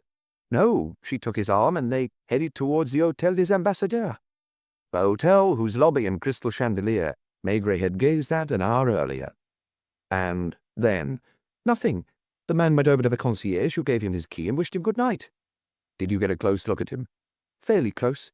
In my opinion, he's older than his wife. He must be getting on for 60. They went into the lift and I didn't see them again." "Was he in a dinner jacket?" "No, he was wearing a very well-cut dark suit. He has silver hair combed back, a rosy complexion, and I think a little white moustache." "Did you question the concierge?" "Of course. The couple is in room 105 on the first floor, a large bedroom and a lounge. It's their first year in Vichy, but they know the owner, who has a hotel in La Boule. The man is Louis Pilato, a manufacturer who lives in Paris, Boulevard Suchet." "Is he taking the waters?" "Yes. I asked whether he had a particular way of speaking, and the concierge confirmed that he's asthmatic. Dr. Ria is treating both of them." "Is Madame Pilardo taking the waters too?" "Yes. They don't appear to have any children. They've met up with friends from Paris at the hotel, and they share a table in the dining room. Sometimes they go to the theatre together."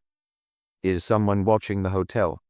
"I've put a reserve officer on guard duty until a colleague arrives at the scene, which he probably has by now. The officer, who could have told me to get lost, was very cooperative."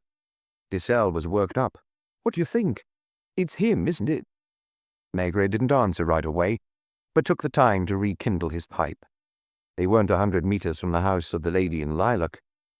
"I think it's him," he sighed.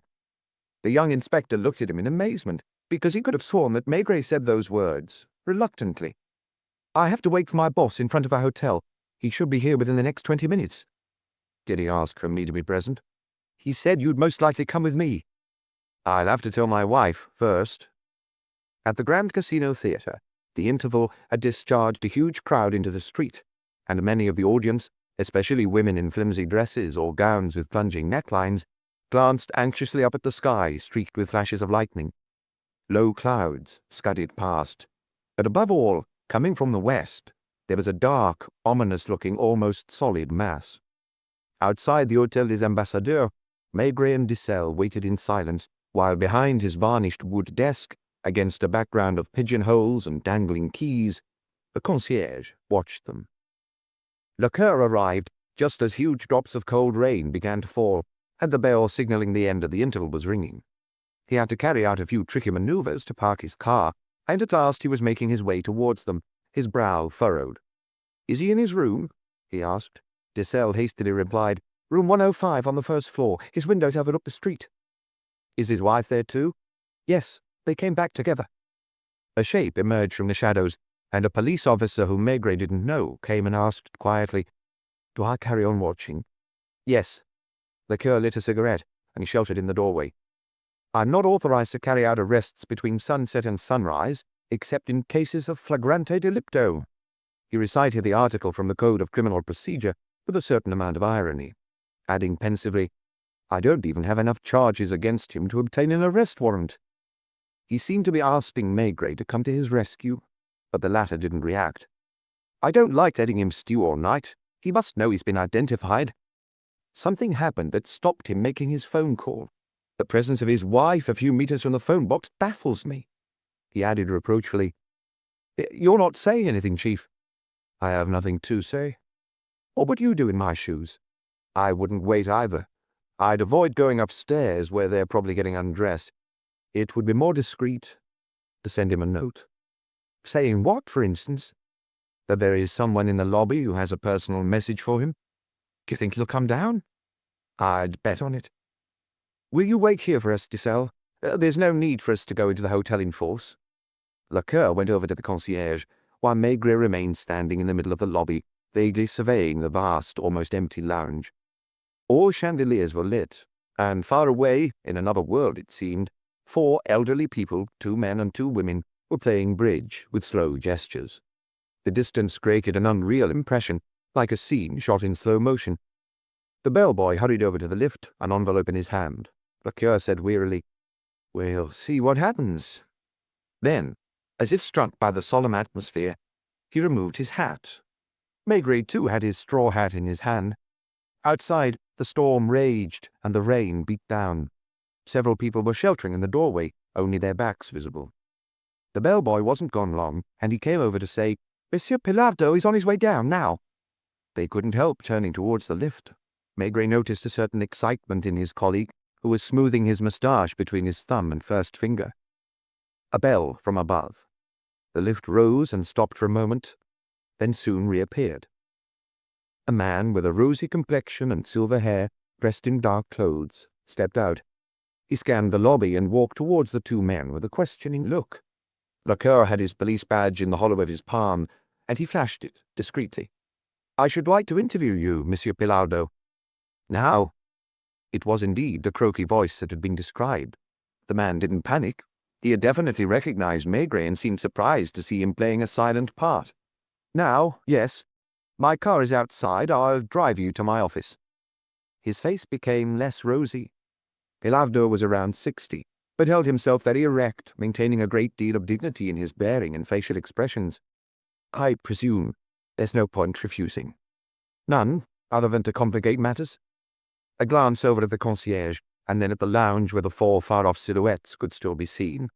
A glance, too, at the driving rain. "It is unnecessary for me to go upstairs and fetch a hat or a raincoat, isn't it?"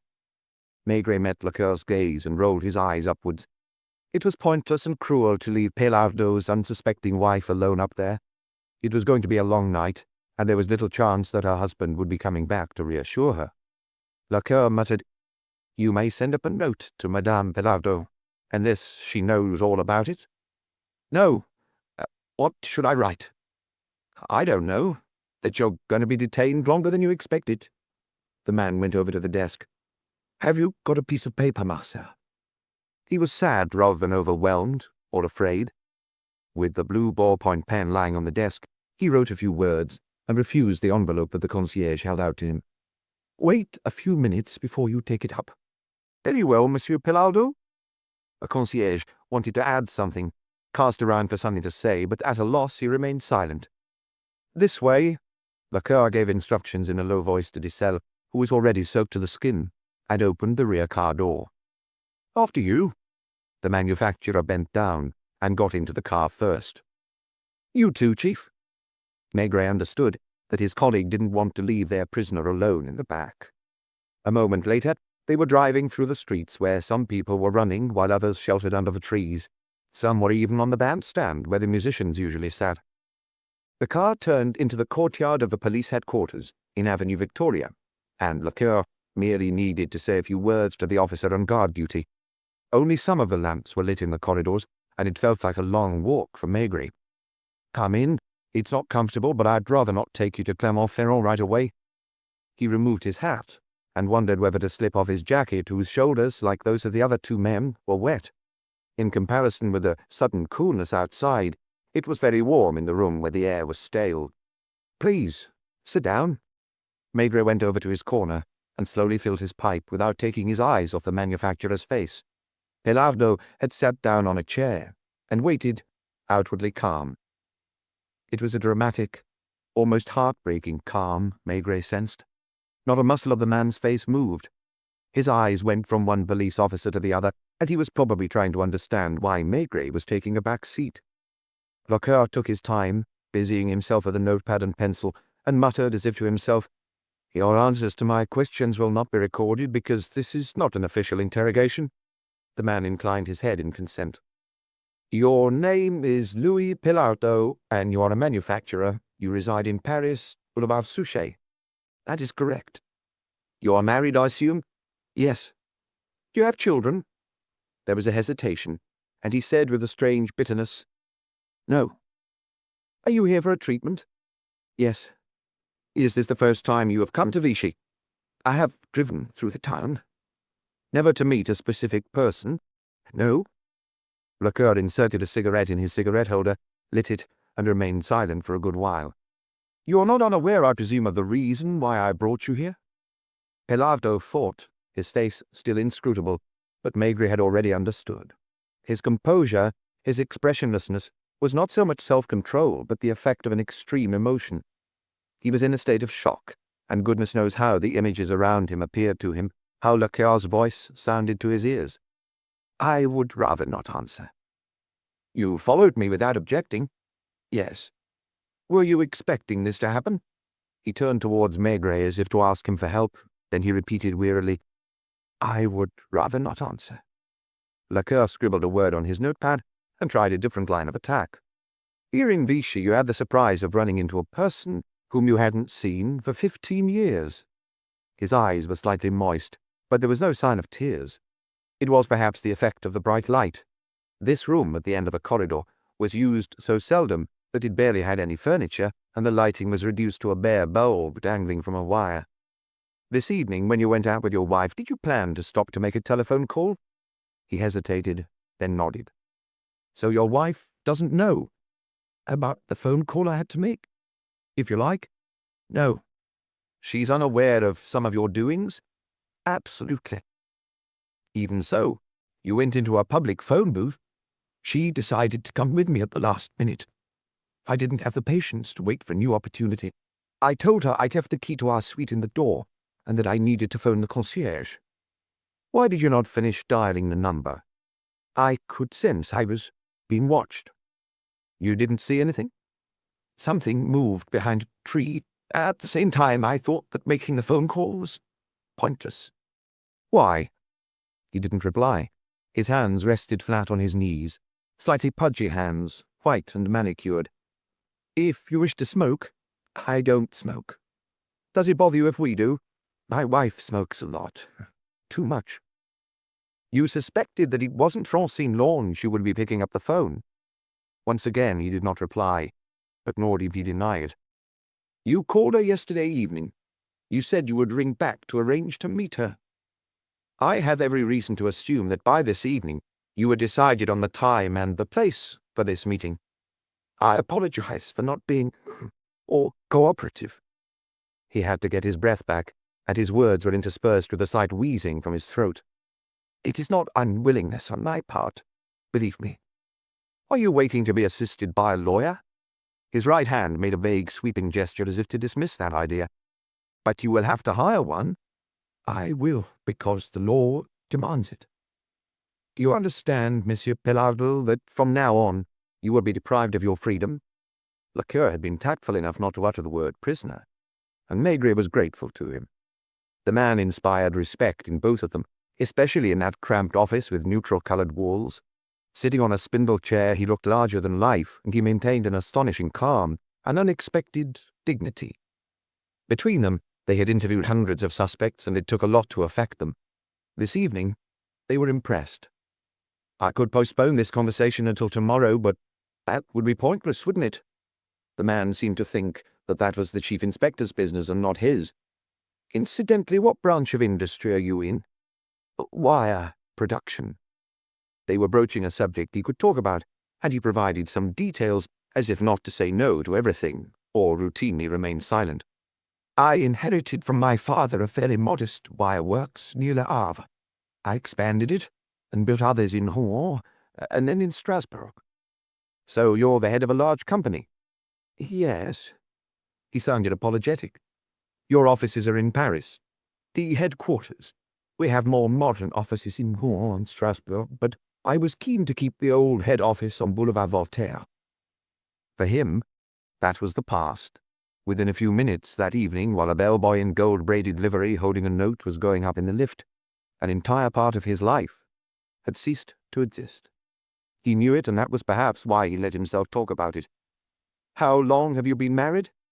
30 years. You once employed a certain Hélène Lang. I'd rather not answer. That was his response each time they touched on the sensitive point. Do you realize, Monsieur Pelardel, that you are not making my job any easier?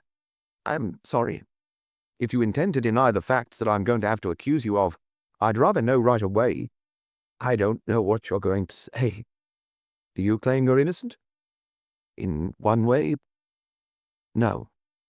Lecoeur and Maigret exchanged glances, because he had just said that terrible word, simply, naturally, without a muscle of his face moving. Maigret recalled the shady areas in the park, the greenery, which in some places took on surreal hues under the lamplight, the musicians in their colourful uniforms. Above all, he pictured the long, thin face of Hélène Lang, who was still for him and his wife, just the lady in lilac. Did you know Mademoiselle Lang? He remained stock still, holding his breath, as if he were suffocating. He was having an asthma attack. His face turned very red. He pulled a handkerchief from his pocket, opened his mouth, and began to cough uncontrollably. His body bent double. Maigret was glad he wasn't in his colleague's shoes. For once he was leaving the unpleasant task to someone else. Take your time, please. His eyes misty. He desperately tried to stop the coughing fit, which lasted several minutes. When he sat up, still crimson, he began by mopping his face. I'm sorry. His voice was barely audible. It happens several times a day. Doctor says that the waters will do me good. He was suddenly struck by the irony of those words. I mean, would have done me good. They had the same doctor, he and Maigret. They had undressed in the same gloss-painted room, lain on the same bed covered in a white sheet. You asked me whether you knew Hélène Lang. It would be pointless to deny it. Did you hate her? If Maigret had been able to, he would have gestured to his colleague that he was taking the wrong tack. And indeed, the man looked at Lecoeur with an astonishment that was not feigned, and for a moment this 60-year-old figure displayed an almost childlike candour. Why? He murmured. Why would I have hated her? He turned to Maigret as if seeking an ally. "Did you love her?" They were presented with an unexpected transformation. He frowned, trying to understand. The last two questions had surprised him, as if everything was being called into question. "I really don't see," he stammered. Then once again he looked from one to the other, letting his gaze dwell on Maigret's face. They sensed there was a misunderstanding somewhere. "You used to visit her in her apartment in Rue Notre-Dame-de-Lorette?" "Yes." He seemed to be implying that what does that matter? "I presume it was you who paid the rent?" He nodded discreetly. "Was she your secretary?" "One of my employees." "Your relationship lasted several years." Visibly, the misunderstanding persisted. "I would go and see her once or twice a week." "Did your wife know?" "No, of course not." "She found out at one point?" "Never." "What about now?" Poor Penaldo gave the impression of a man who was constantly banging up against the same wall. "Not now. It has nothing to do." "Nothing to do with what? With the murder? With his telephone calls?" They were each speaking their own language, each pursuing their own idea, and they were all surprised that they couldn't understand one another. Chapter 7. Dakar's gaze lighted on the telephone sitting on the table, and he appeared to hesitate. Then he noticed a little plate with a white button, and eventually he pressed it. "May I? I don't know where it rings, but as long as it rings somewhere, we'll see whether someone comes." He felt the need for a break, and they waited in silence, avoiding looking at one another. Of the three men, it was perhaps Penaldo who was the calmest, the most composed, or at least outwardly. It is true that as far as he was concerned, the game was up, and he had nothing more to lose. After a while, they heard footsteps echoing on an iron staircase, and then walking along a corridor, and another, and at last, a discreet tap at the door. "Come in." A squeaky clean young officer entered who, compared to the three middle-aged men, gave the impression of a life force. Lecoeur, who was a mere outsider there, asked him, "Are you free for a moment?" "Of course, sir. We were playing cards." "Would you guard Monsieur Penaldo during our absence?" The officer had no idea what was going on, and looked with amazement at the elegant man being foisted on him. "Oh, gladly, sir." A few minutes later, Lecoeur and Maigret were outside on the peristyle. A canopy at the top of the steps sheltered them from the heavy rain slanting down through the darkness. "I was suffocating in there. I thought you could probably do with some fresh air, too." The huge cloud from which the flashes of lightning were coming was directly overhead, and the wind was dropping. The street was empty except for the occasional passing car driving slowly and spraying water everywhere. The chief of the Clermont-Ferrand police judiciaire lit a cigarette and watched the rain bouncing off the concrete and making the foliage in the garden tremble. "I know that I got horribly bogged down, Chief. I should have handed over to you." "What could I have done differently? You gained his trust. He'd reached a point where it seemed pointless answering your questions. He chose to say nothing, whatever happened. He's a man at the end of his tether who was no longer responding, who accepted. I had the impression you gradually wormed a few answers out of him. He started to show an interest. Then something happened which I don't understand yet." "Something you said struck me." "What?" "I don't know. All I know is that something clicked. I was watching his face all the time. Suddenly, I saw an expression of utter amazement. We need to carefully weigh up all the words that were spoken. He was convinced we knew more." "That we knew what?" Maigret said nothing, and puffed on his pipe. "A fact that is obvious to him, but which has eluded us. Maybe I should have recorded our interview." He would have kept quiet. "You really don't want to take over the questioning, Chief?" "Not only would that be irregular, and later his lawyer would be able to use it against us, but I wouldn't fare any better than you. Perhaps less well. I don't know where to start, and worst of all, guilty as he is, I feel sorry for him. He's not the sort of criminal we generally have to deal with. When we left the hotel earlier, I had the sense that a whole world had just brutally closed its doors on him. He felt it too. Do you think so? He wanted to retain a certain dignity at all costs, and he would consider any pity as charity. I wonder whether he'll crack eventually. He'll talk. Tonight? Perhaps. On what ground?" Maigret opened his mouth to say something, closed it again. and went back to smoking his pipe. Then he continued evasively, "At some point, not too soon, you could mention Ménilmonts by asking him, for example, if he's ever been there." He appeared not to attach a great deal of importance to the question. "Do you think he has?" "I couldn't say." "Why would he have gone there? And what is the connection with the events in Vichy?" "A vague hunch," Maigret said apologetically. "When you're swept away by the current, you cling on to anything you can." The officer on guard duty was also young, and in his eyes the two men chatting under the canopy were prestigious figures who had reached the top of the hierarchy. "I'd gladly have downed a glass of beer." There was a bar on the corner of the street, but there was no question of dining out into the deluge. As for Maigret, the word beer brought a resigned smile to his lips. He had promised Ria. He was keeping his word. "Shall we go back up?" They found the officer leaning against the wall. He straightened up with alacrity and stood to attention while the prisoner looked from one to the other. "Thank you, officer. You may go." Lacour sat down at his desk and rearranged the notepad, pencil, and telephone. "I gave you a few minutes to think, Monsieur Pilardo. I don't want to pester you with questions designed to confuse you. For the time being, I'm trying to get an idea. It isn't easy to enter directly into a man's life without making mistakes." He was seeking the right note, like the musicians in the orchestra pit before the curtain goes up, and the man looked at him attentively but without any visible emotion. "You'd been married for some time, I imagine, when you met Hélène Lang?" "I was over 40. I was no longer a young man, and I'd been married for 14 years. "Was it a love marriage?" "That is a word which takes on a different meaning as one gets older." "It wasn't a marriage of convenience?" "No. It was my choice, and on that matter I have no regrets, other than the heartache I'm going to cause my wife. We are very good friends. We always have been, and I found her extremely understanding." "Even on the subject of Hélène Lang?" "I didn't tell her about it." "Why not?" He looked from one to the other. "That is a subject that's difficult for me to talk about. I'm not a ladies' man.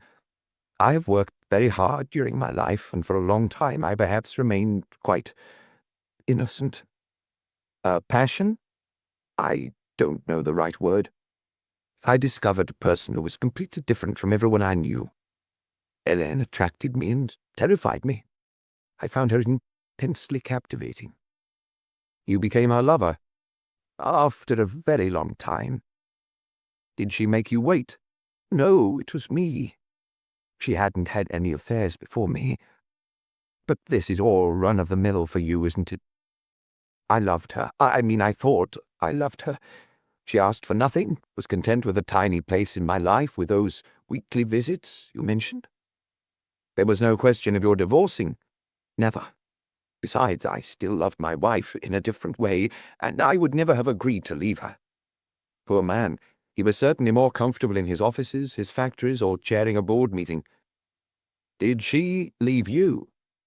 "Yes." Lacour glanced at Maigret. "Tell me, Monsieur Pilardo, have you ever been to Ménilmonts?" He turned crimson, hung his head, and stammered, "No." "You knew she was there?" "Not at the time." "You'd already broken up when she went there?" "She'd told me that she would never see me again." "Why?" Once more stupefaction, incomprehension, once more the look of a man completely at a loss. "She didn't want our child to—" It was Lacour's turn to look puzzled, whereas Maigret, ensconced in his chair, relaxed, like a big, contented cat, and didn't bat an eyelid. "What child are you talking about?" "But Hélène's, about my son." He couldn't help saying the word son with pride. "You're saying she had a child with you?"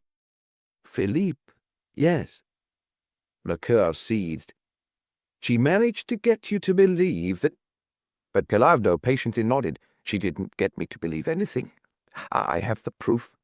"What proof?" "The birth certificate." "Drawn up by the mayor of Ménilmonts?" "Naturally." "It gives the mother's name as Hélène Lang?" "Of course." "And you didn't go to see this child whom you take to be your son?" "Whom I take to be my son, who is my son. I didn't go to see him because I didn't know where Hélène was giving birth. Why the mystery? Because she didn't want her child later to find himself in a situation, how can I put it, a difficult situation. You don't think that those qualms are old-fashioned? For some people, perhaps. Hélène, too, in that sense, was old-fashioned. She had strong ideas on... Listen, Monsieur Pilardo, I think I'm beginning to understand, but we'll have to put the question of views aside for the time being. I apologize for becoming brutal. The facts exist, and we can't do anything about them, neither you nor I. I don't see what you're suggesting. A vague anxiety was becoming apparent beneath his external self-assurance. Do you know Francine Lang? No. You never met her in Paris? Never, nor anywhere else. Were you unaware that Hélène had a sister? No, she mentioned she had a younger sister. They were orphans. Hélène had to leave school in order to work, so that her sister... Unable to contain himself, Lecoeur jumped up, remaining on his feet, and if the office had been bigger, he would have started pacing up and down furiously. Go on, go on. He wiped his hand across his brow, so that her sister could receive the education that she deserved. That she deserved, eh? Don't hold it against me, Monsieur Pilardo. I'm going to hurt you a great deal. I ought perhaps to go about it differently, prepare you for the truth. What truth? Her sister at 15 worked in a hair salon in La Rochelle and was the mistress of a taxi driver before having I don't know how many lovers. I read her letters. Whose? Francine's. She was at a famous Swiss boarding school. Did you go there? No, of course not. Did you keep those letters? I only skimmed them. And during that time, Francine was a manicurist in a luxury hotel on the Champs-Élysées. Are you beginning to understand? Everything that you saw was a fabrication. The man was struggling, but his features, still set, were beginning to slacken, and his mouth suddenly made such a pathetic grimace that Maigret and Lecoeur looked away. It isn't possible, he stuttered. Sadly, it's the truth. But why? It was a last appeal to destiny. For them to tell him straight away that it wasn't true, for them to admit that the police were making up these disgusting stories in order to fluster him. Forgive me, Monsieur Pilardo, until this evening, until these last few minutes. I, too, was unaware of the extent to which the two sisters had colluded. He was loath to sit down. He was still too on edge to do so. Hélène never spoke to you of marriage? No. The no was already less vehement. Even when she told you she was pregnant, she didn't want to destroy my household. So she did tell you, not in the way you mean. She told me she was going to disappear. Kill herself? There was no question of that. Because the child couldn't claim legitimacy. Lecoeur sighed and glanced at Maigret again. They understood each other. They imagined the scenes that must have taken place between Hélène Lang and her lover. You don't believe me. I myself. Try and face up to the truth. It can only do you good. Me? At the point where I am? He indicated the walls around him as if they were the walls of a prison. Let me finish. Absurd as it may sound to you. She wanted to devote the rest of her life to bringing up our child the way she brought up her sister. Without you ever seeing him, how would she have explained my presence? You could have been an uncle, a friend. Hélène hated lies. Suddenly there was a note of irony in his voice, which was an encouraging sign. So she refused to allow your son to find out one day that you were his father. Later, when he reached adulthood, she would have told him. He added in his wheezing voice, He's 15 now. Lecoeur and Maigret maintained a painful silence. When I ran into her in Vichy, I decided to go on, to see him, to find out where he was. Did you find out? He shook his head, and finally there were real tears in his eyes. No. Where did Hélène tell you she was going to give birth? In a village she knew. She didn't give the name. It was only 2 months later she sent me the birth certificate. The letter was postmarked Marseille. How much money did you give her when she left? Does it matter? Very much. You'll see. 20,000 francs. I sent her 30,000 in Marseille. Then I insisted on giving her an allowance so that our son could receive the best possible education. 5,000 francs a month? Yes. What reason did she give for asking you to send the money to different post-restaurant addresses? She wasn't convinced of my strength of character. Is that the expression she used? Yes. In the end, I agreed not to see the child until he was 21. Lacour seemed to be asking Maigret, "What do we do?" And Maigret blinked 2 or 3 times, clenching the stem of his pipe harder between his teeth. Chapter 8. Lacour had sat down again, slowly. He turned to the man with a devastated expression whom he'd just made suffer so many emotions, and said, as if regretfully, "I'm afraid I have more painful news for you, Monsieur Pilardou." A bitter smile seemed to be saying, "Do you think you can hurt me any more? I have a lot of sympathy and even respect for the men you are. I'm not playing games to extract the confession which in fact we don't need. What I have to tell you, like everything I've told you so far, is the strict truth. And I am sorry that it is so brutal." A pause to give Pilardou time to steel himself. "You have never seen Hélène Lang's son." He expected a fierce objection, even a violent scene, but he found himself facing a defeated soul who did not react or utter a word.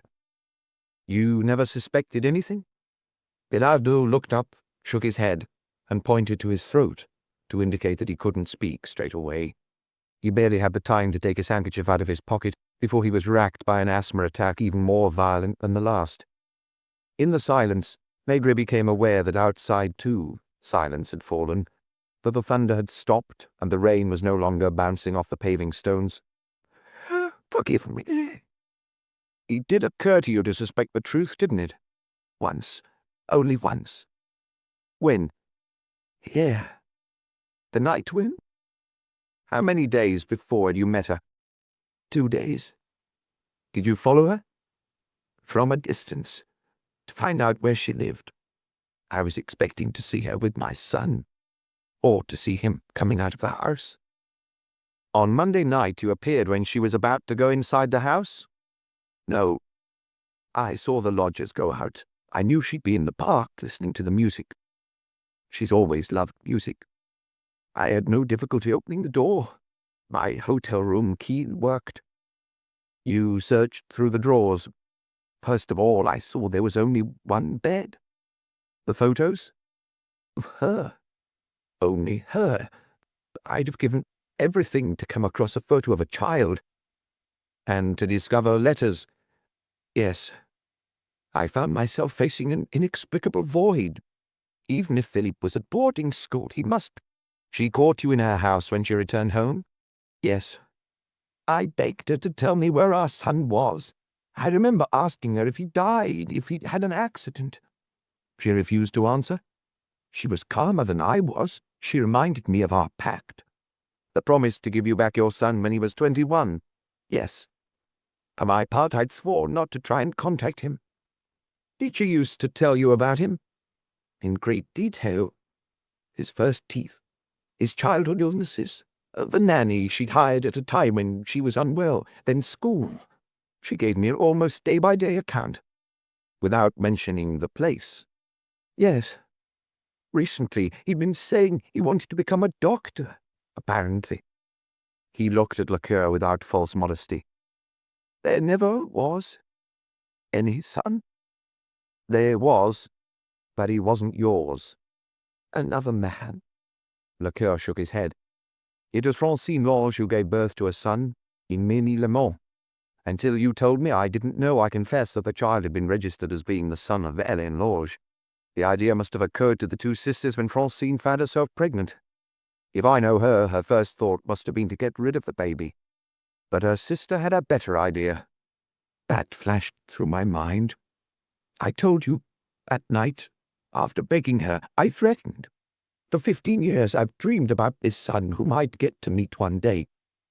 My wife and I don't have any children. When I learned I was a father. But what's the use? You put your hands round her neck. To frighten her, to make her talk. I shouted at her to tell the truth. I didn't think of the sister, but I was afraid the child was dead or disabled.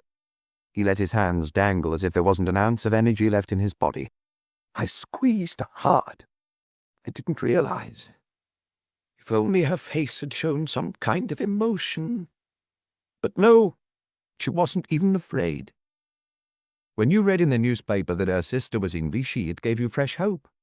If the child was alive, and if Hélène was the only person who knew where he was, there was no longer anyone to take care of him. I was expecting to be arrested from one day to the next. You must have found my fingerprints. Without being able to compare them to yours. Even so, we'd have tracked you down eventually.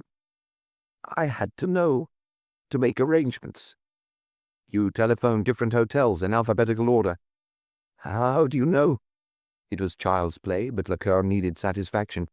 You called from different public phone booths. So you identified me? Almost. What about Philippe?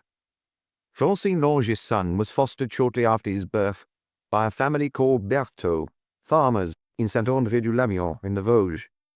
With your money, the two sisters bought a hair salon in La Rochelle.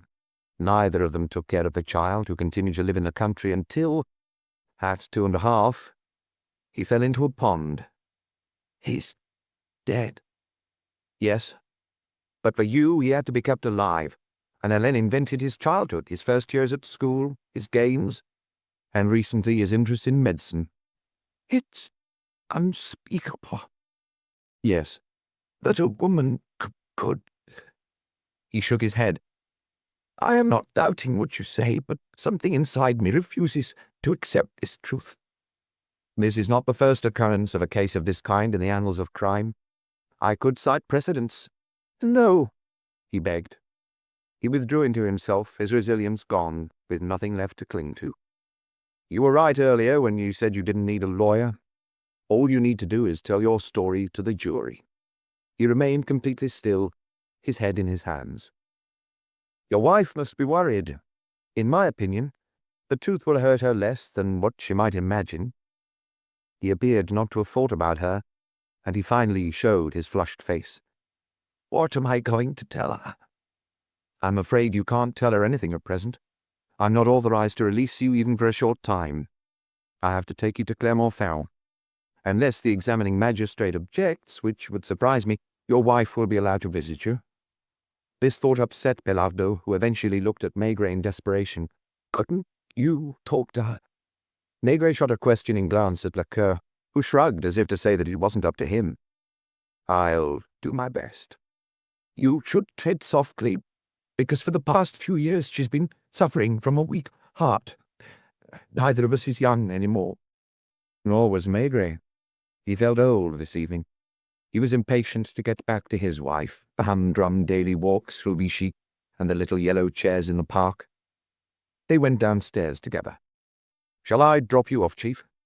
I'd rather walk. The pavements were glistening. The black car drove off, taking Lecoeur and Pelardo to Clermont-Ferrand. Maigret lit his pipe and mechanically thrust his hands in his pockets. The night wasn't cold, but because of the storm, the thermometer had still dropped by several degrees. Water was dripping from the two shrubs flanking the entrance to the Hôtel de la Bérésina. It's you at last, sighed Madame Maigret, getting out of bed to greet him. I dreamed you were at Quai des Orfèvres carrying out an interrogation that went on forever, and having endless glasses of beer brought up. After watching him for a moment, she murmured, Is it over? Yes. Who is it?